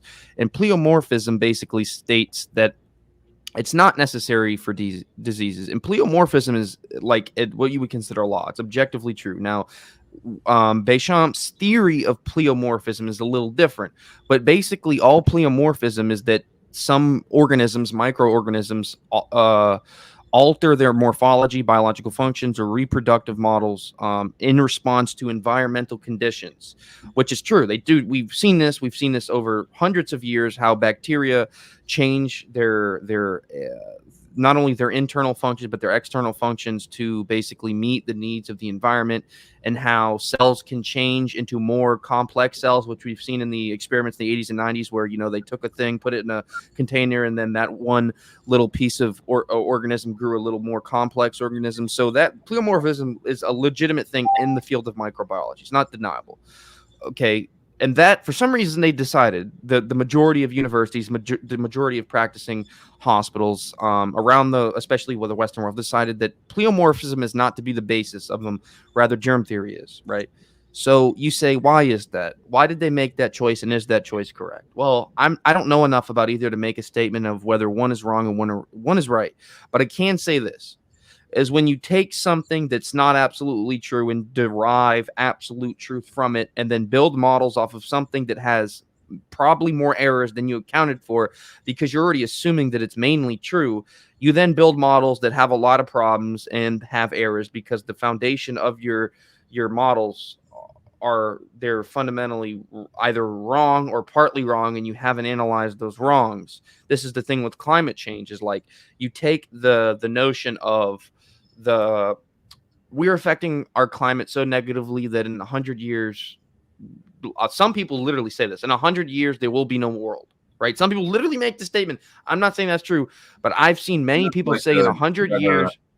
What? That sounds like She said that. She I said think she even 20 said some years. She said 20 years. Yeah, she said 20 years. I don't know the numbers, but I've heard this theory before. If I break it down, there's terrain theory and there's germ theory. One thing says I purport to see what microorganisms have been added to the environment. That's pleomorphism. And then that's pleomorphism, like you're saying. The other one is you say terrain theory. Well, 5G's been added. This has been added. This has been added. So is the effect coming from the terrain, or is it coming from a microorganism, or is it a combination of both to determine where pathogens or external environmental factors are causing disease? And I get where he's going with this, but I do want to jump into one last issue. Okay. I am following this, and I listened to what Dan Crenshaw said about this, and I didn't smash my monitor. So give me some credit. What's going on? Okay, so the UK now prepares to deploy forces to NATO's eastern flank as Ukraine sees continued cyber attacks. It's probably fucking Biden. He's probably falling asleep pressing the cyber attack button. It's like, oh, Ukraine's getting attacked, and they look at the IP addresses, and it's just like the White House, and they're like, what the hell? Dude. It's Hunter Biden stripper. I know. Biden doesn't know where he's at. I meant to hit the Burisma account. Fuck, I hit the cyber attack button. Biden doesn't know where he's at. If he's doing cyber attacks, I'm impressed. Yeah, no, but I don't think he's doing it on purpose. He probably fell asleep, and they were like some intelligence officers from the CIA came to him, and he was like, the thing, and they're like, Biden, is it Biden? Sign this paper. It's simply a paper on. We're just gonna do some initiatives to stop the conflict in Ukraine with Russia. Just sign this, and he's like, the thing, and then he just signs it, and it's literally the paper just says grants permission to the CIA to have cyber attacks on Ukraine. Yeah, and then Dan Crenshaw and Klaus Schwab, he's like, hey, I trained you pretty good. I'm a nationalist globalist. It's like, Dan Crenshaw, you can't be both. Because he does try to be both, doesn't he? I like how he got so mad. He's like, I'm not from the World Economic Forum. But, dude, you're... Oh, he did? He responded to that? What, he responded to those critiques? He did. He responded to the red flag laws. He said he didn't do them. He Was he responded angry? to the Bro, I've been database. He attacking said that he guy didn't do red it. flag laws forever, bro. He actually said something. What'd he say? Yeah, he said he didn't sign them and he was against them. Bro, But didn't he sign them? Wait a No, minute. Recently, Wasn't his signature on it? There was a bill for $40 million. It wasn't a lot. It sounds like a lot, but That's remember, not a lot. this is the U.S. government. So for $40 million or $47 million, I think, to send out that money towards local states and counties that are trying to enforce red flag laws. So what they're basically doing is giving this money to police departments to fund red flag law operations. So, the money takes a while for it to transition. That money finally gets to these freaking places. So Dan Crenshaw signed that bill. 100%. That bill did not, I don't know if it got past the Senate. I'm almost positive it died. We gotta check it out. Yeah. But that's an anti-gun bill. He is anti-gun. Yeah. Who's anti-gun? Dan Crenshaw. But isn't he supposed to be like the typical conservative who was in the military? And isn't he supposed to be really pro-gun? Because he went on Rogan a few months back, and he seemed to be really. He cannot see it that way. Nah, dude, for real. He's not. He's pro-war. So you think he's a bad actor? Would you say that? Yes. He's a Bush Republican, right? Okay. So we got two neocon? types now. There's Possible. division in every party. He is the Bush McCain type Republican, Mitt Romney types, and and You call him like rock. a war like this, like they're all actually for this crap, man. It's just the military-industrial complex has bought them all up. So what we got here, Kareem? All right, yeah, and I'll say I think the term is Rockefeller Republican. Then you have the Trumpsters on the other side, and I'd even say there's a third part of like libertarian Republicans or classical liberals like Rand Paul who aren't Trumpsters but aren't Rockefeller, who are to me they're the liberty part of the Republican, and then you have it's quite simple to see what's on the left. There's the crazy people. And then there are some people like Jimmy Dore who are, I think, good people. And then the Libertarian Party, we talked about that, Mises Caucus first, the thing. But all right, so NATO, the North Atlantic Treaty Organization, which you've heard me refer to that differently, the British government ordered its armed forces to deploy across Europe as a result of the Ukraine crisis, which to me isn't a crisis because Zelensky said we can solve it ourselves. Let them solve it themselves. Right, like they're like, we don't want help. We don't want help. Biden's like, you need help. Bro, you need help. They know, bro. They know. Like they're just like, dude. This is. Did you hear what Zelensky said today? It was. I saw it in the news. I think it was Breitbart. I saw it that Zelensky was like, Biden needs to stop causing this panic. Leave us alone. And it's like literally, this would be the meme, right? It's like. It's like, Biden, that face did by like he looks all demented. He looks scared. You know that picture of Biden where he's he has his mouth out and he's like screaming. He looks like a demented old man. It's just like Ukraine's getting attacked and Zelensky's like, no, we're not. No. And it's like, meanwhile, the CIA in the background causing cyber attacks. I wouldn't put it. Listen, I don't put anything past the Central Intelligence Agency except for actually getting Central Intelligence. I'll put that way past them. Make that a shirt, by the way. General. They're the general. They should really change their name. They should be the GIA, General Intelligence Agency, because they are not central. Well, it's central in the sense that they're definitely centralized for sure, but like the General Intelligence Agency, that sounds much more fitting because it's like we might need this is the funniest. This is a funny thing right here. So get this.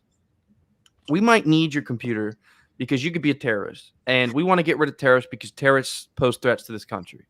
And you might be a terrorist because anyone could at any time be a terrorist. So we want access to your computer, your social media accounts, and all your data whenever we want it.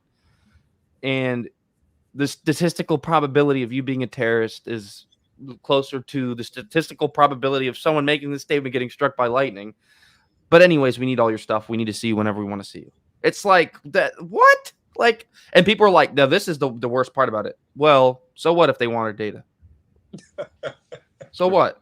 Well, Fine, but I don't want people seeing me naked. Yeah. I'm not doing that. I don't got nothing to hide. Well, dude, this Yeah. Ukraine thing. What the hell? The Ukraine thing is 4 years old, dude. Okay. You guys maybe remember, if you followed the campaigns in 2016, Hillary Clinton, towards the end of the campaign, started talking about Russian aggression in Ukraine and all these things, how we have to go there and stop it. And at that time, liberals were still very anti-war. They just kind of hated Obama. There's like 4 left. I don't agree with that. Right. But like, you know, Obama, it was a big disappointment, but we had to. It wasn't his wars, it was Bush's wars, and that was the whole thing. But all of a sudden, a brand new war was about to pop out from Hillary, right? And everybody was like, dude, that's not, you know, you're robbing Bernie, you're talking about war. She may have lost some support right there with a lot of young voters who aren't, you know, party voters, but policy voters still. And so she was talking about it way back then, dude. And I think that may have been, I forget if that's before Crimea or not. Did the Crimea invasion happen? That happened Trump? under Obama. That happened in like 2014, I believe. Georgia. So that's what this is all about, right? And what they're really trying to do is cut off Russia from the oil. They're trying to, you know, pin all that part of the world down, that they don't have control in that part of the world, politically at least. Mm-hmm. And so that's the whole deal there. And you know, Ukraine is obviously like, is it? Ukraine is obviously a part of fucking Russian markets more than they'll ever be ours. So you have to take away all their allies, like, and that's what they're doing. Well, what I think it is, and I agree with you partly, Max. I think that the left stopped being anti-war after Bush, but what I do fundamentally think that the reason is they don't like Putin because he and I'm not. This is not election interference. No, I know they're the Democrats are fascinated with that Putin. is the stupidest thing the Democrats ever came up. But there's no widespread fraud. Yeah, that. But I think they don't like Putin simply because he promotes to. And I agree with this. I don't agree with his centralization of the economy, but he promotes like, okay, instead of communism, the family should be important. Hey, you know, kids need a mom and a dad. Like, it's important to have a nationalist structure, or at least a feeling of pride towards your like. It's like Putin. This is Putin. This is Putin right here. This is the funniest thing. I'm gonna do this real quick. Putin says we should probably castrate pedophiles, right? And the president of the United States government is we should probably elect them. Like, that's like the difference, you know, like not only should we elect them, but I mean, like is okay. Would you say this is true that there's a group, I wouldn't say majority, but a group, probably minority of people who are pro suppressing the dangers and seriousness of pedophilia? Yeah, for instance, they're definitely minor attracted persons. They're trying to change the name from pedophile to minor attracted persons to then which is fundamentally that comes out of the postmodernist doctrine and a lot of the Marxist doctrines, which is like take away the language, own the language, but not only own the language, what's the word I'm looking for? Destabilize. Yes, destabilize the language and make not necessarily evil, make negative and chaotic things seem less chaotic and negative, and suppress those negative terms to make bad things seem less bad, basically.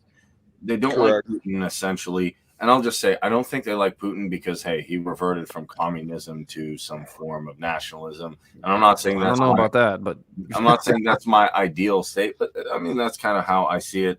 I think if I really break it down, it's the oil. Russia doesn't want Ukraine to be part of NATO, and the fact that he opposes a lot of these neoliberal values is why the Democrats don't like him. And I think the Republican argument's quite simple. AIPAC is giving Republicans money to want to fight Iran and on behalf of Israel, which is a bad idea. I'm not saying anything bad about, I think they should talk. As Ron Paul said, Reagan talked to the Soviets. We can talk to whoever, and whoever should be able to talk to whoever. And Ron Paul's kind of my guiding light with Murray Rothbard. Now, what Boris Johnson said, who I'll give him kudos, he dropped he dropped these mandates, so maybe he's not all bad. But he had a phone call with the Russian president, and he said if Putin chooses a path of bloodshed and destruction, it'll be a tragedy for Europe. Yeah, so is NATO, though.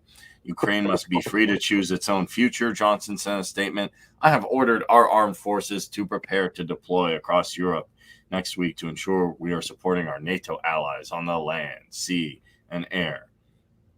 And the U.S. Embassy in Kiev, if I'm saying that correctly, has ordered diplomat families to leave the country, issued instructions on Saturday for all U.S. citizens could leave Ukraine by land, which would probably be necessary if Russian airstrikes or missiles attacks on or happen on the Ukrainian airspace. Okay, but here's what I don't get. Here's what's crazy to me. And I've seen people on the right saying this, which is, what evidence do we have that Russia's going to invade? Other than I guess you could say they're amassing a large majority of troops on Ukraine, right, which they've done before, right? Let's not forget history. They've done this before. And what do we have? What evidence do we have, or what amount of evidence do we have that they're going to attack Ukraine, other than what I said? I don't think there is evidence. I honestly think the neoliberal framework and the neocons who are still there, I do feel there are some Trump people who took like Trump banners and then said, I'm a neocon, but if I hide behind the new Trump brand, like, and I'll give you the exact names of these people. Same thing that Max is explaining with the Libertarian Party, right? Yeah. The same exact thing. Yeah, you put on a mask. Who has the mask in the Republican Party? There's a few people I can tell you. Mike Pompeo, Dan Crenshaw, Nikki Haley, Lindsey Graham. Who's Mitch McConnell. Mitch McConnell. They hate turtle. The turtle. Yeah, they want to have a fight. I'm sure what is happening is, hi, Pfizer? Yeah, okay, well, sign whatever you want. Yeah, okay, everybody, you have a great product. Oh, yeah, we'll take I'll tell my guy on CNN, yeah, okay, it's not causing any problems with heart. Oh, hello, Raytheon. Hey, Boeing. Yeah, we'll sell some weapons to Ukraine. Yeah, we need a conflict there. So, yeah, no problem. You know what it is? The question should be not whether, who's for it, who's against it, and all these things. Is there troops there? Is there not troops there? That shouldn't be even our concern. What our only question should be, do we have legitimate authority? Yes. To go provide protection for a country that is not the 51st state, okay? And does the government have legal authority to go protect this state without congressional vote, like a Wars Power Act? Dude, they stopped doing that in the fucking 40s, please, man. Okay. It's the 70s, but I get what you're saying. It's the 70s that the Wars Power Act, but point taken. It's still. Well, I'm saying the same thing was the case with Korea and with Vietnam, right? They didn't actually go through the standard typical congressional method that's go when with they passed the war Power Acts, which should be sued all the way to SCOTUS. Get rid of it. The point I'm trying to get to is, at that point in Vietnam, Americans were dying. Okay, it's different, right? So remember in Afghanistan, a bomb went off and oh, look, Americans died. Maybe you want to stay, maybe, right? So I guarantee you that there's going to be some diplomat, American hostage, something like that. If it does at all go down, I'm still under the impression it won't. I think this is a lot of hype. Probably be a little bit of back and forth. No, I think it's just a big drive and pump for the defense contractors, right? Like, this is just like, okay, if you think Ukraine and Russia and the United States is going to go to war, you're going to buy some fucking Raytheon and Lockheed Martin, aren't you? Right? Right? And so what's happening, if we go look at their stocks right now, I guarantee you their stocks are doing pretty good with all this press, right? So I think it's more of that. The press is just for that. I don't really see it going down. It's No, I just don't see it yet. But how America do would you have, improve- if people who infiltrated America want to destroy America and we're working under that presumption, America would have to be much weaker for them to then go pick a fight that, one, we can't win, and two, would we lose? Well, if we were much weaker, sure. So I think we need to be much weaker, and it would be a mistake of someone who's trying to destroy America to go in at this moment. I think another few years of inflation, and you'd need like a world depression. But here's the problem, Max. Here's the problem. Well, there's two. One, hey, it'll help Biden. It'll help their always. What is the thing? My approval ratings are down. What do you do? Well, I need to improve my approval ratings. Yeah, I can't fix the economy or anything. Start a war. It might help. And there was a guy who made a joke like that. Like, he rolls the dice. Like, what do you do? Unite our nation with my experience. Start a war in winter. Now, here's the problem. And you're right, and that works for everyone who's proposing this. When it came to the enemy Russia, like Democrats in general during this next election, we stood up against them. But it doesn't mean that they actually, because, dude, if people start dying and shit starts going sour, I don't know how much support you're going to get.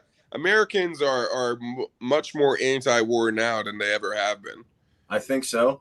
So I don't know how much popular. I really think it's just a drive on the markets. I do see your point. It could work for popularity. That's There's only one issue, is that I don't know how the War Powers Act, because I'm not a lawyer. Maybe I should look into these acts a little bit more instead of being like, I'm an ANCAP. I'm going to read Leeson and Rothbard all day, because this. No problem with that. It's just, learn. It's not the current system. It's not the current system. I'm more of an idealist. I'll admit it. And everybody can see that from my dialogue. That being said, I don't know how the War Powers Act and everything goes with NATO. Like, if Boris Johnson does something dumb and someone shoots at someone, and then they're like, okay, well, France, America, everybody, because I think the idea is NATO is one of us has a problem, or one of us. Pull it up, bro. Pull up the War Power Act. So here's the thing that I was talking about, right?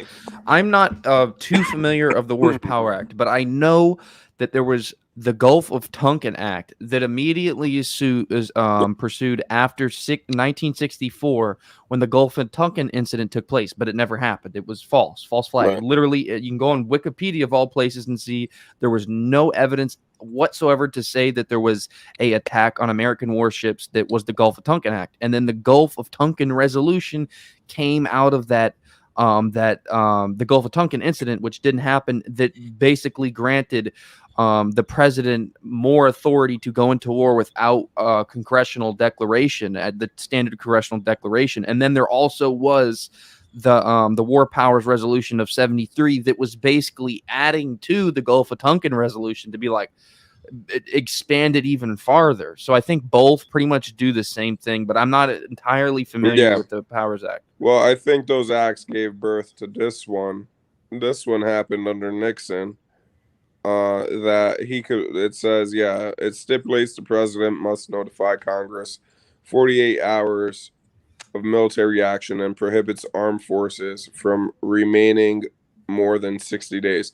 So basically, he could just go in, hey, and give you a call. Listen, in 2 days, it's about to go down.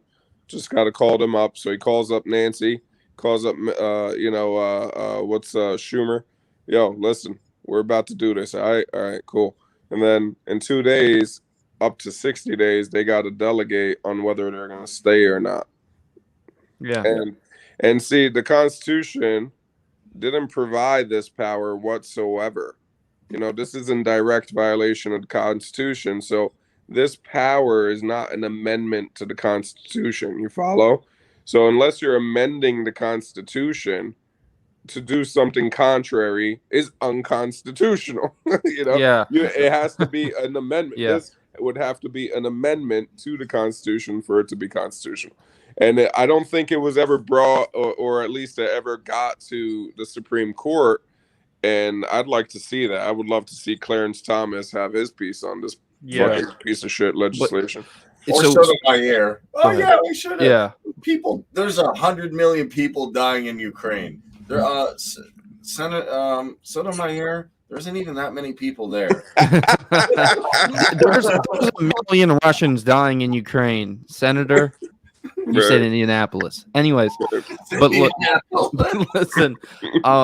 So I just figured it out. I just pieced it together real quick. The whole the Wars Act, Powers Board Act, and then the Tonkin Resolution. So the Gulf of Tonkin Resolution was authorized by Lyndon B. Johnson to take. This is exactly the phrasing: to take all necessary measures to repel an army attack against the force of the United States and to prevent further aggression by the communist government of North Vietnam. So the Gulf of Tonkin Resolution was basically the War Powers Act, but it was specified to Vietnam. It couldn't be used outside of the Vietnam incident. So basically what they decided, and this is what I was reading, is that because of this incident, then basically said if there's a foreign enemy that poses extreme aggression to, American forces, the president can basically repel those forces through the Gulf of Tonkin Act, and the War Powers Act was basically that, but more generalized. So they can basically do that in Afghanistan, fucking Libya. I don't know if he even mentioned. I mean, we just read a small piece. Maybe it does mention American forces, but it doesn't even matter. We got bases everywhere. Yeah, all across the globe. Maybe that's what if we didn't have those bases? Like, what if all this is sort of like you have all these bases in all these places, so you can that rhyme, but you have all these bases in all these places, so you get wars, right? You like just in case, it's like put these bases in all these places that you're probably gonna have your enemies be in a few years, in 10 years, and that you want oil. You have it everywhere. You could go to war everywhere. Yeah. Are there bases in Russia? No, we have bases in Europe, though. I mean, there's like embassies, but there's no military. Yeah. Okay. All right. Yeah. I mean, we're talking military bases, right? So yeah. There's no. Well, Dave Smith and Maj are gonna shut him down after they defeat Deep State Dawn and whoever the demo rats put up. So it's all good. Dave Smith. Yeah, President Smith. He said something about Alex Jones that I'd like to comment on, but continue. Go ahead. I got one more for you. This is shout out to Dan. Thanks for voting for your boy Yunkin, because actually he is coming through actually pretty good. So Virginia's public colleges and universities, I believe this came from the Attorney General, which is that one chick who was like looked like, I forget what kind of firearm it was. Oh, you're talking about the lieutenant governor? Yeah, the lieutenant. Yeah, she's awesome. Winsome Sears. Winsome Sears is her name. Yep. Was cool. Yunkin seems to be cool. I'm not a GOP fan. I don't even like Yunkin. I love me some Winsome Sears. That chick is badass, bro. Yeah. Like, imagine, like, dude, that's why I want to see Yunkin, or like, I just want to see somebody walk up with the freaking AR to his acceptance speech. Just have an AR right there, like. An Idiocracy. Just hanging on a 2-point sling. Just chilling, Yeah. Or it could be like an Idiocracy where they yell at him and he just takes I know everybody's emotional right now, but this is good. This is actually good. So kudos to you, Dan, on your vote. Virginia's public colleges and universities cannot require a medical procedure that the establishment wants you to take. Attorney General finds, and I'm just going to break this down real quick. Public colleges, universities cannot require students to get this medical procedure that the establishment wants you to take, or to enroll or attend in-person classes. And he found Jason Myers, a Republican, is the most recent move by the state's GOP's leadership to challenge the scary beaver flu mandates. It is unclear if this step will have any practical effect on students and campuses. Remember, I'm reading the Washington Post. More than 90% of students at this most states' 4-year public schools already have taken it in some cases. Some cases they got a third medical procedure. But the legal analysis comes from the state's top prosecutor, and schools could be under pressure to conform, potentially affecting future students on more than a dozen campuses. Not my opinion, Washington Post. A recent order from new Governor Glenn Youngkin has already caused some universities to roll back, these requirements for employees. Woo! The General Assembly, and the General Assembly only, has the power to mandate this medical procedure as an enrollment or an in-person attendance requirement. Myers said Friday, while I encourage everyone to get this thing, I don't know why they say that. I believe it is a vital tool in our fight against the scary beer flu. Or you could get Pfizer Mectin, but that's a different story. Virginia public universities currently do not have the power to mandate this procedure the establishment wants to take. Now, you can get the full story. I found it on Washington Post. It's also on the We Are Change Telegram where I initially saw it.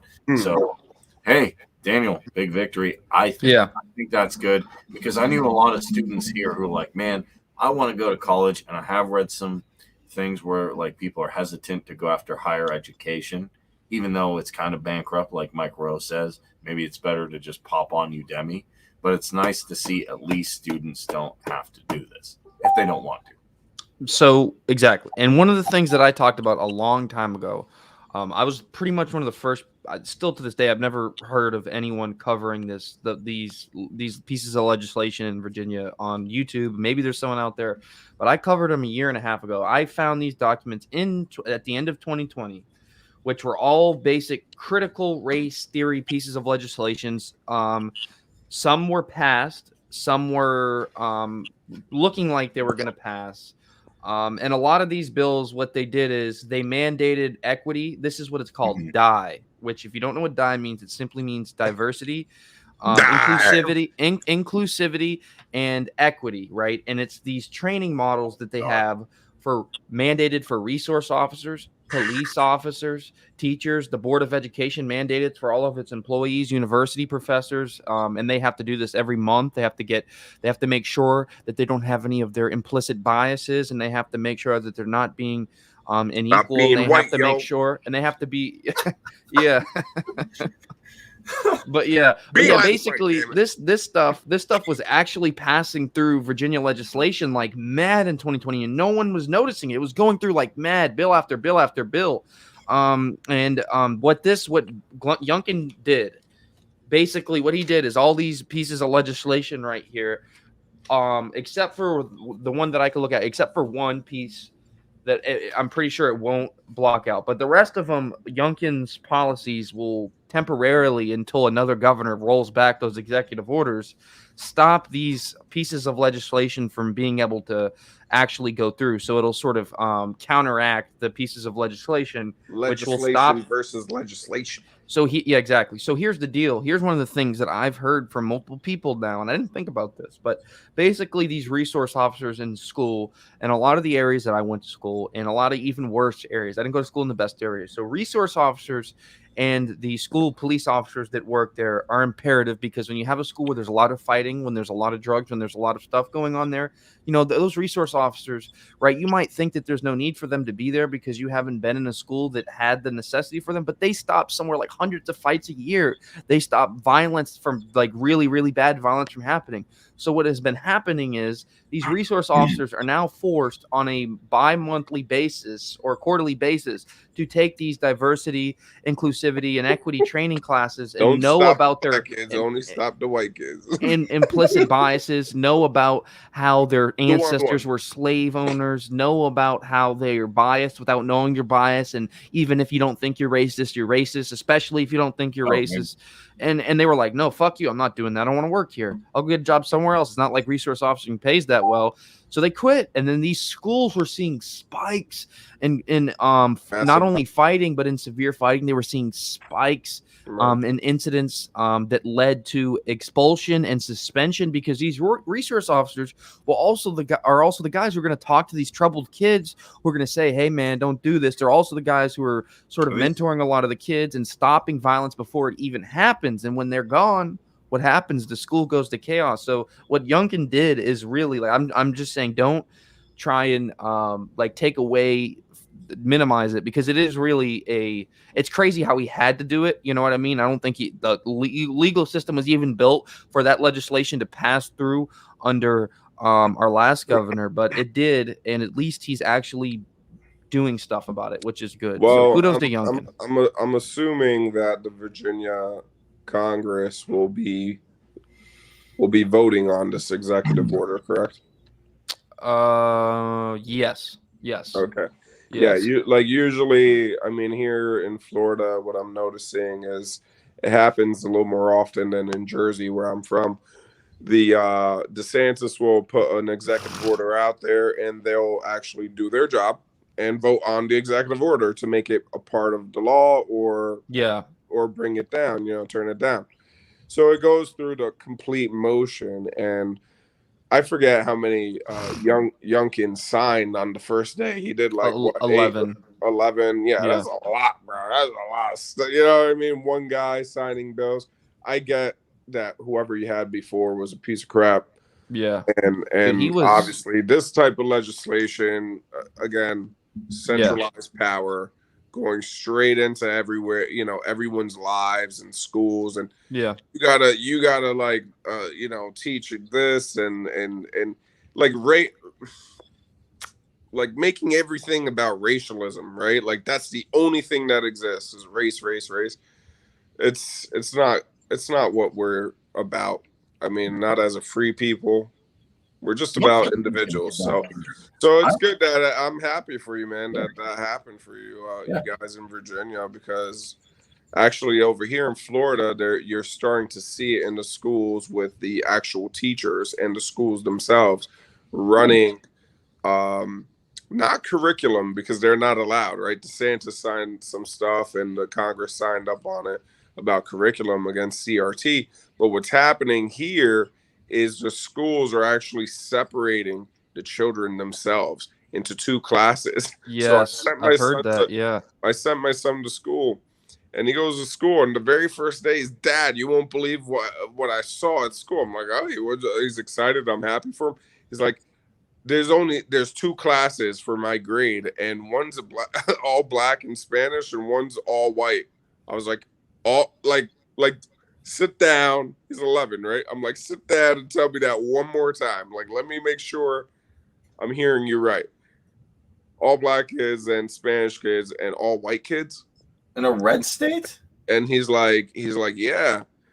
And I was like, all white kids. He's like, no, there's like 2 black kids with the white class, and I'm in the black class. I was like, what the fuck? I was like, dude, why are they doing this, right? So right there, I knew I was pulling my kid out. Just remember that although Florida is a red state, that the universities will always be, universities and schools in general will always be dominated by the liberal left, and there's actual reasons for that. They got like 50 liberals. years. They got 50 years on us in terms of investing into academia their whole lives. So I agree with you, but it was crazy. So I pulled him out. I Ron Paul school him basically at home. He goes to Ron Paul school over here, and he loves it, dude. You should see the type of shit he learns. I'm listening to his history from Ron Paul, the curriculum, bro. I love. So Ron Paul has an actual school. So Ron Paul curriculum, you can homeschool your kids with this stuff. Okay, it's fucking great, man. You have kids? I do not know. Get some. It's awesome. So basically, yeah, dude. Like I'm listening to his history class, and I'm like learning. Kareem knows I freaking love history, man. Bro, I'm learning stuff I never learned. I'm like, wow, man, this is awesome. And Ron Paul's teaching it. It's good because like. Well, it's not him. It's not actually him teaching it. But he does hire a lot of people. I mean, Tom Woods is part of this program. Oh, okay, then it's good. Yeah, Tom Woods designs. Dude, I've seen so much stuff about Tom Woods from the Mises group chat on Facebook, like memes and stuff, and it's funny because they really make these funny memes about him, and they're like obsessed with him. It's kind of funny though. He's a cool love guy. for Tom Woods. He comes out and he hangs out with the dudes and stuff. So he went to Jack and Foe's wedding. Yeah, he goes to a lot. Right. Which is cool. It's not like he's just, I'm going to a conference and I'll see you later. Like he'll go to personal events like, oh, hey, Tom Woods, I'm going to have this, or I'm getting married or something like that. Like, hey, if they know you pretty well, they show up. So yeah, Tom Woods. Has he been on Tim Pool's show yet? No, but he needs to go on there. He should go on Joe Rogan's and Pool, Jordan Peterson's, all that stuff, bro. We gotta get him out there. Yeah. I'm waiting till Tim Pool has Dan Crenshaw on so I can start blowing up the comments with Rhino. Just having him on. He probably is. I think he is. Yeah. I think our chance, guys. I'm just gonna copy and paste. I'm gonna have Rhino on my like notepad and copy and paste. Rhino. Like, Like, him and Ian are gonna hate me after that day. I'll never be on there. But I want to get on there so I can meet Blair White and be like, "Hey, you're a nice person. Thanks." hey man, did you see my meme with Blair White? I have, dude. Man, So, if she wasn't transgender, well, if it wasn't made aware to me that she was transgender, If I didn't know she had a Jesus little penis, Christ. then I'd be fucking. You want the pee-pee, bro? You want the pee-pee? Well, I hate to say it, if your girl isn't hotter than that, I'm like, oh, well, you know. Well, Yeah, I was trying to make it. I was trying to make the meme like funny without disrespecting trans people, right? So I was like, how can I make this funny? I was like, well, if your girl ain't hotter than Blair White, you're probably dating a dude. So it's like giving her a compliment. Yeah. This isn't just about everyone's girlfriend and them. I saw her on with like Malice and Oh, Alex yeah. and Rogan, and I'm like, after I saw her in that picture, I'm like, God damn. I'm like, oh right, I need to look Look at at you! Look at you! You're like rubbing your Sweating. Look at him. He's sweating. Damn, bro. Make sure that camera's up high. You can't go any lower. But yeah, she didn't get much word in on the Tim Pool show because she was sitting next to Alex Jones. Like if I were to sit next to Alex Jones, the only way you can get have a conversation with him is you have to yell at him. Like he's one of those guys you have to use equal. You have to just scream at him, like not in a bad way, but you have to like when he starts talking loud, you got to talk equally as loud.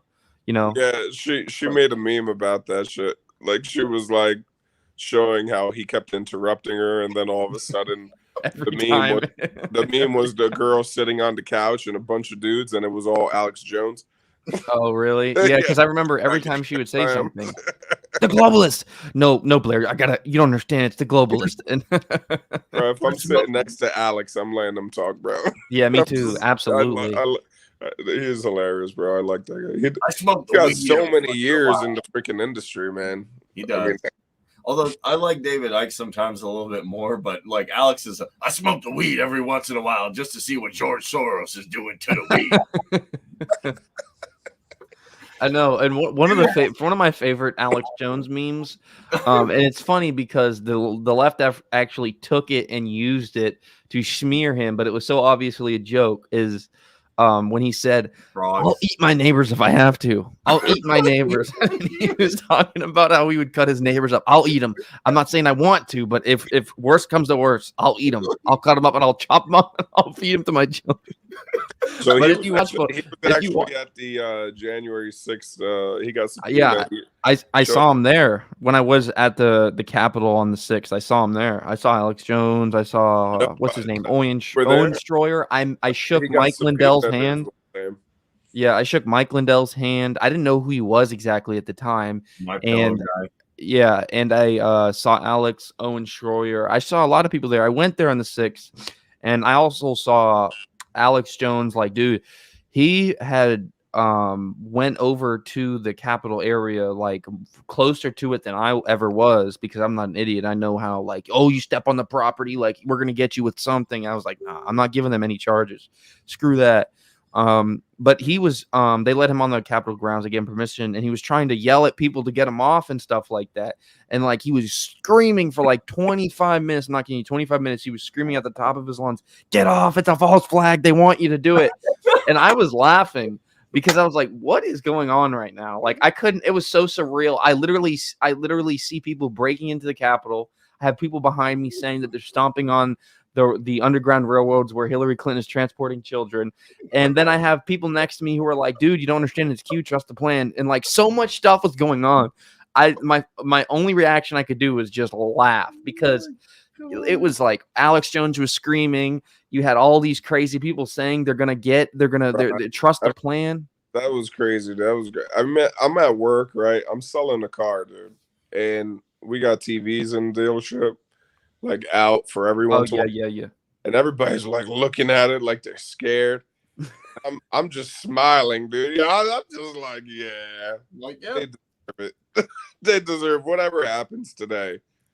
That place deserves it. Like, I'm just not upset to see that type of stuff happen to criminals. You know what I mean? So I mean, I'm not for it, but I'm not upset. You know. So The only thing I didn't like. what I was saying was he got subpoenaed. Yeah. And he showed up, and he pleaded the fifth like a times. Yeah. Tim Pool was talking about it. He pleaded it like he just didn't answer any questions. Yeah. Why would he? I mean, he's took a smart move right there because the same thing they did with his deposition, dude. They said, Alex Jones, come in for a deposition, and you come in and we won't release it. We swear. They even signed. I think they didn't. It wasn't like a formal, but it's sort of like informal signing. And then Alex Jones does the deposition, and then they release it to the media. Yeah. But they told them there's like actual evidence of them saying they're not going to release it or they won't release the whole tape, and they did. So what they do to everyone, you see, like Russ Albright and Assange and all these people. You know, like Assange is pretty much a martyr, right? And if that doesn't teach James O'Keefe, I remember those days when Alex Jones used to do James O'Keefe shit. Remember that? Well, he still does a lot, but in the Bohemian Grove, he would he go. still does, but it's different. Yeah, but like it's hard to do it when everything's when the whole fucking establishment's coming after. He's just trying to make sure he's not in jail right now, dude. No, I'm not The saying. only thing I was annoyed with, James O'Keefe was on Tim Pool, and he's like, I turned a diary into the police. I'm like, why did you do that? And Andy knows, like, good job. I'm like, I hate to tell you, maybe James O'Keefe believes I don't do the thin blue line unless they're privatized. I get it. But the reason he did it, I mean, if I'm thinking like James right now, the reason he turns it in is because if they take it from him and he finds out they take it, then it's real, right? So he could be like, oh shit, I got all the copies. I'm releasing this shit anyway. So they refuse it, right? To pretend it's not theirs. That ain't ours. And did they take it? The police? No. Yeah, they didn't take it. So no, they refused. So it, yeah. who has the journal now? Because didn't he say he turned it in? No, well, what now they took it. That's what. Yeah, once okay. They all right. So then they raid his house and they take everything, right? So I mean, dude, even in my humble quarters, I keep things in certain places. You know, I'm sure James O'Keefe has hidden everything he needs to continue his work, but so they can't, you know, because what they want to do is basically eventually blackmail him in order to make, and he won't disappear, but they'll make him work for them to, you know, steer him in the wrong direction, cover one story, not the other, just control him to some degree. I think that's what not do. And you know, you got to be like a Ron Paul, like a saint, in order for them not to have anything on you, right? You got to be like Ron Paul, basically. So do you think James O'Keefe? Because people ask me, do you think he's a conservative, libertarian? What do you think? I think James O'Keefe is the domestic version of Assange. I hope he doesn't turn evil. That would be a catastrophe. That would be. He's the only one doing journalism. Who's going to cover Big Pharma and everything if he goes to the dark side?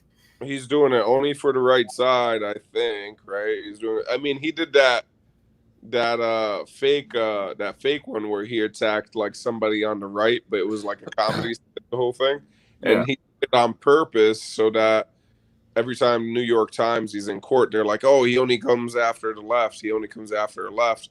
So he's like, "No, look, I do it to everyone." You know, we expose everybody. See, they say that for a reason. We expose everybody.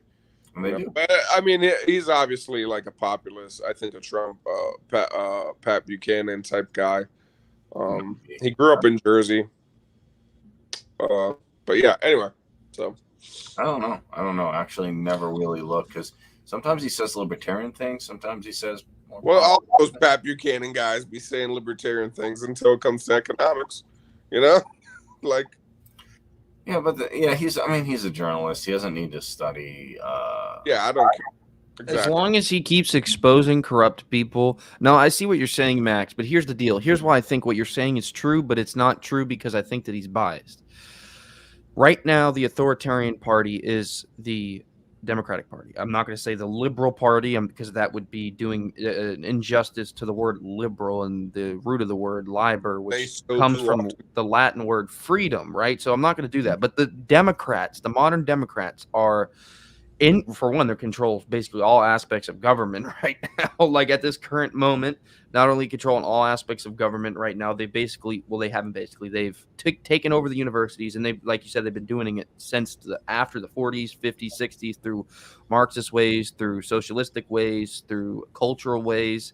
They've taken the universities, they've taken the majority of all this mainstream media right now. So they have academia, the media, the military. I wouldn't say they have the military, but they're actively trying to get the military. hard. Yeah, I don't think they have it, but they are trying really hard to basically get everyone who wants to be a freedom person out of the military. Same thing with the police. You know, they're trying to kick all the guys who are really freedom loving out and force everyone who's pro liberty to leave, and then leave all the people who are like, we'll do whatever you say left. So they are in control of a large portion of institutions and government and university and academia. And as the saying goes, what happens in academia tomorrow is how the world and government operates in 10 years. Because when those people graduate, those are the people that go on to powerful positions, and their ideas are the ones that are going to be up there. Not always, but that tends to be the case.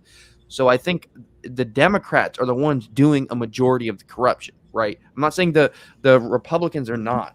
I'm not saying that there's not neocons. I'm not saying that I don't like Mitt Romney, but what I'm saying is that currently at this moment, the authoritarian party, the outright really, really authoritarian party that has power are the Democrats. So wouldn't it make sense that he's like most of the stuff that he's getting is on the left, and also most of the stuff on the right is known. Like I'm not saying that. Clean it up for you real quick, because I agree with you, and the reason the authoritarian is the left side right now is because the COVID situation, right?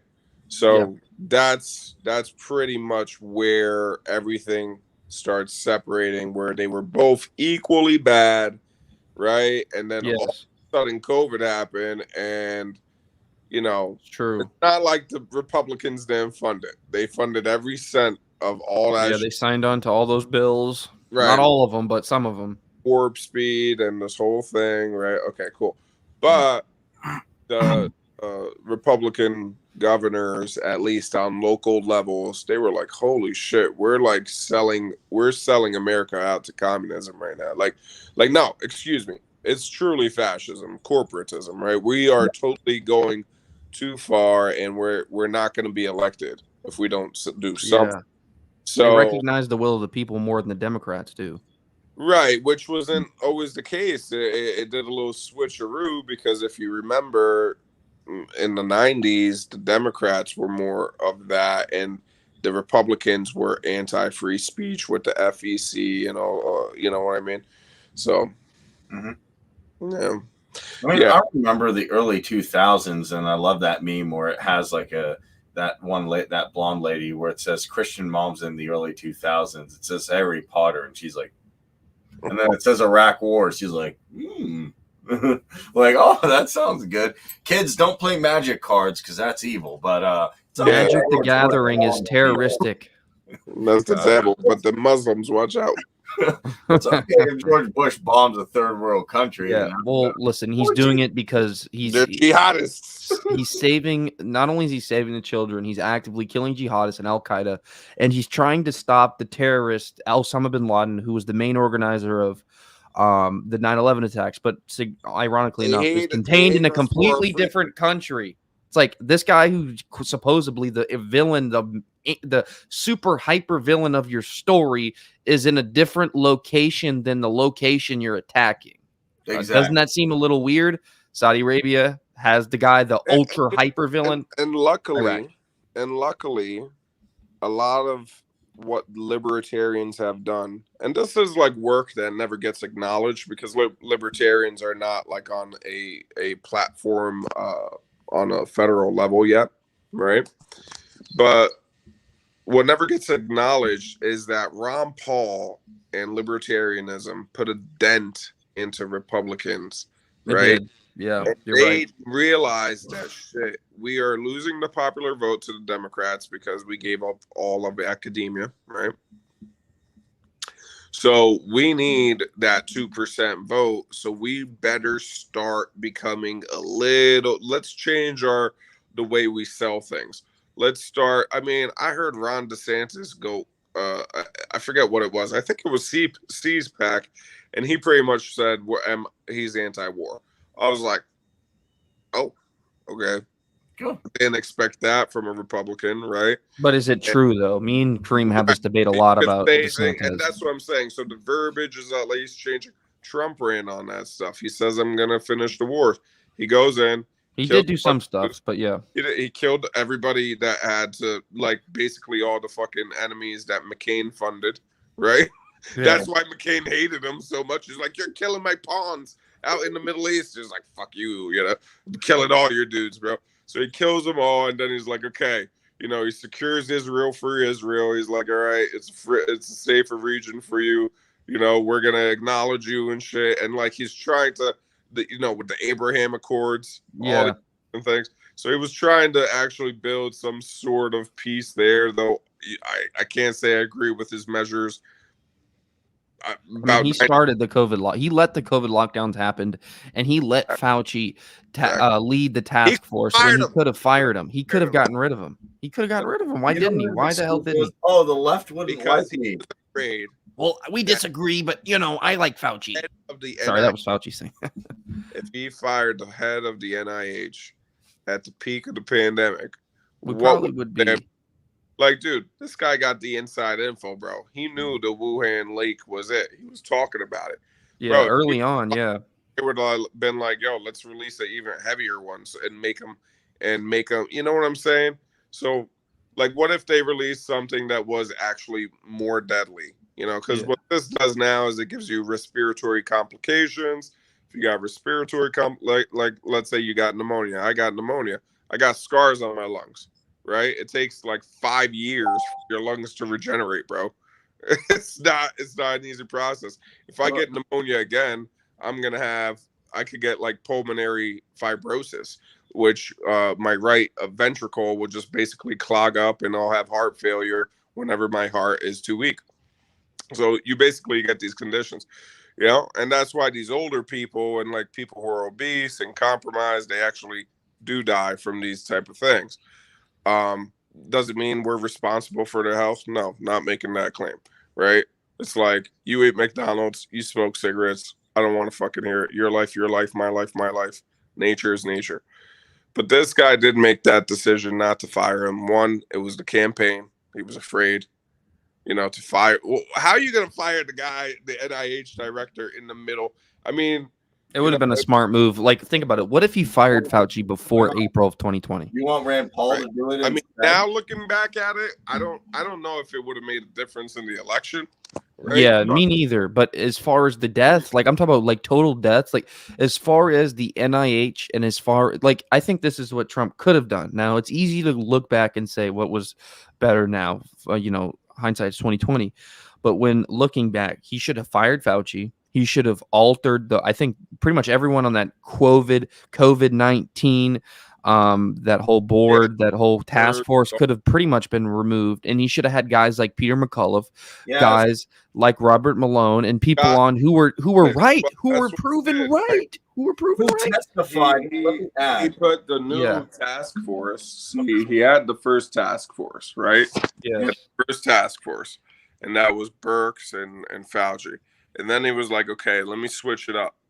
So he remember Fauci sort of disappeared. He wasn't doing any interviews, and he put Dr. Rand Paul on there. He put Scott Atlas, which is a huge, I mean, if you know, he's like a Chicago school type freaking dude. I think he works out of Stanford or something. Scott Atlas is cool in the libertarian circles.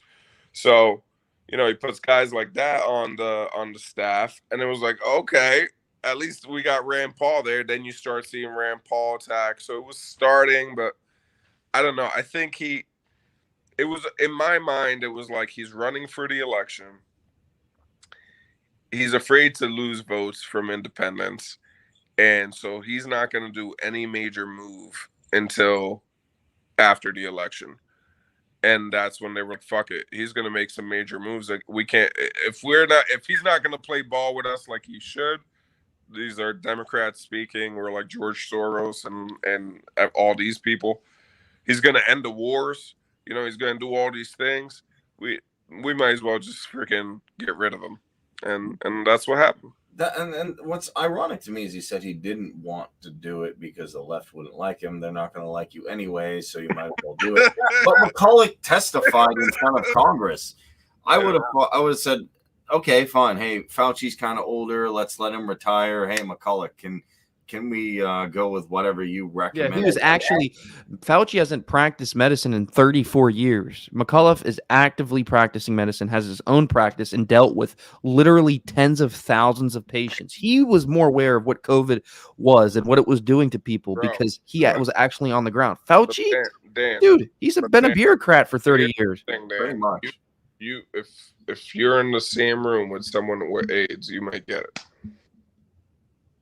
It doesn't make any sense. Who said that? Fauci said that. Fauci, bro. He really did say that? Okay, come on. Look that up, Kareem. Is that real? Did he say that? Real. No. Dude, he said, Fauci said. 1984 video. I will freaking get you that video, dude. Wait, the video was actually in 1984. That is so ironic. I mean, it's around that time, yeah. I mean, he was appointed by Reagan. The AIDS epidemic happened. They blamed it all on gay people. They blamed it, and they were like, yeah, it could be passed on. Like, I know they said through like fucking.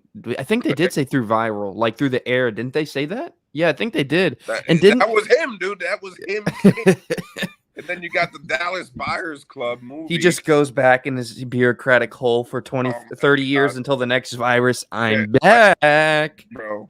Every time he's like a vampire, and Fauci means sickle in Italian too. So there's a lot of crazy things about Fauci. One is that it's on record that Fauci was suppressing and helped, along with others, suppress other AIDS treatment medications to basically make AZT the only absolute medication. Exactly what's happening with vaccines. It's ironic because history repeating itself. Central planning. You see that, bro? Central planning. Yeah. Well, Judy Mikovits, even said that. And what's crazy to me is probably after we went back in this hole, the Pentagon and him and other, I forget the other organization were helping to fund this thing, which started in Winnipeg, went to North Carolina, and then eventually went to Wuhan. So I just want to make the point that, the central planning too. And as far as I'm concerned, this is why I'm still on my tirade of, defund the NIH, defund the FDA, the CDC, and the Pentagon. And I don't mean fire some people and rearrange. I mean, defund the Pentagon completely. Gone. Get rid of it. Get rid of the bill. What? Defund the Pentagon? Holy shit, bro. Defund the Pentagon. Yeah, why not? I'll give the troops. My uncle worked there. I don't know, man. That's a little. I'm a Fed. No, I'm kidding. I'm not a Fed. But my uncle was. You're a fucking Fed, bro. I know. So if you're a Fed and you don't say you're a Fed, then you can't be a Fed. That logic is so funny to me. I've had people do that. Like, dude, they can't. They have to say if they're a Fed or not. I'm like, where did you get that from? Are you a Fed? All right. No, I'm not. So no, I mean, if you get rid of the Pentagon, right? Like, I mean, you put in an octagon, make it more decentralized. Exactly. UFC fighters everywhere. No, but what happens is you have to have some form of defense, at least locally, like Pennsylvania, right? Would have to its own miniature Pentagon. So let's make 50 miniature Pentagons, bro. We already have that with Federal Reserves. We have that with everything. We basically have everything. Like everything that the federal government has, you have at a local level as well. Yeah. So the idea that this is so difficult. Do you got a nuclear arsenal right next to you, bro? Well, there are nuclear weapons in a large amount of states. And I guarantee you those states have governors and people who in high positions of those states that are aware of it. Do you have a CIA club in your state? Yes. Something close, not quite CIA, but there's CIA offices around the country though. What I'm saying is that every time we talk about like getting rid of major parts of government, which I am for, right? That no one's more for it than me. I'm just trying to get to the road. There is bumpy, bro. Right? It is. Let's just like not try to hurdle something we can't, right? And I then mean- fall back and become Chinese fucking slaves and shit. I mean, with James O'Keefe's video, they told that one lady, which is a big organization, just YouTube the mixture, okay? So here's the thing. As far as I'm concerned, hey, Kareem, I have some uranium. What do I That's do? funny. Just YouTube it. I mean, Dude, YouTube's better than quick Fauci for shout medical advice. Quick And shout I'm not out, giving it, but quick shout out to Jacob, my boy in Jersey. He's watching us live. He said, woo. shout out to Jacob, big time libertarian. He needs to get involved with the party, bro. Get involved with the party. Join the Mises Caucus. We need more guys like you in office. Yes. Yeah.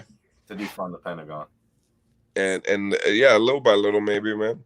I mean, listen, if there's secession, then you would actually be instituting your own little Pentagon. So We're gonna do. he'll sign But that. everybody's gonna get octagons. That's what we're gonna do. I'll make an octagon. I will They're write gonna that. eat I'll write that. The best octagons you ever seen. I Very will work. do that. Solosky will be in front of it, and we'll coordinate with DeSantis on Discord. Hey, I see Xi Ping's Yeah, doing but you some need stuff. a general. But like, come on, bro. You need a general. Who you got? McMaster. I'll say, hey, I'll get on the Mises Caucus thing and say who wants to boog and who wants to be a I'm general. gonna call Adam Kokesh. Be like, bro, Oh, I love Adam Kokesh. you're in, bro. Adam Kokesh made me an ANCAP. I was a libertarian after I found Ron Paul. I want Alex Jones head of all foreign policy. I'm fine with that. It's like We're going. you know how they brief the presidents. War with the limited. you know they have those intelligence briefs, right? So it's like you're the president and you're going in the office and you're brief and you're like, okay, so what do we have? You don't understand, there's globalists everywhere. Just like overwhelm you with information. The globalists are coming. What's funny is though it's easy to joke and like sort of like rag on like Alex Jones, make fun of him and stuff like that, but he has been right about a lot of stuff. Yeah. Well, dude, that's what scares me, because if he's right about all that stuff, I'm starting to think that the little elves, the DMT stuff starts to like, when is that going to start making sense, bro? Like, holy crap, man. Dude, yeah, look into Peter Strassman, I think that's his name. Richard Strassman, I think the name is. I don't know. Strassman. Anyways, he wrote a book called The Spirit Molecule, and he's one of the major key researchers who's doing these long-term DMT studies, and he was blown away to the point by like basically everyone would take DMT and they would all come back and say, hey, there was a purple goddess, and we all saw a purple goddess, and this is individually. They would all literally say the exact same experience and describe it in the same exact way in detail. Yeah. And Strassman was like, literally, what the hell? Like he was so shocked that he shut down the research temporarily because he couldn't believe it. So these guys are they're doing really. I mean, that stuff right there that's going on with DMT really should have happened like 60 years ago. Yeah. Same thing with all these drugs, but because of conservatives, I'm blaming conservatives mainly for this. There was a drug war which delayed almost all of this stuff. But hey, we're there now, so that's all that matters. But question: do you need it? Do you need? Because here's the thing: David Icke, who, in my opinion, precedes Alex Jones, and sometimes does a better job of explaining in depth, kind of. And I just don't believe in the lizards, dude. He always has the lizard theory. I don't believe in the lizards. Wait, I'll explain this. He said, like, if you can get into different meditative states, and sometimes people are born with it without the use of DMT, then there are certain parts, like the human eye can only perceive so much. So without you can use dimethyltryptamine, however it's called. Dimethyltryptamine. Dimethyltryptamine. Yeah, get your terminology right, man. But dimethyltryptamine, I will. Lean, dude, that's strong. That's like, dude, that should put you out in the ninth dimension where you meet Richard Jones, Alex Jones's uncle. But is it? Have you either of you smoked DMT?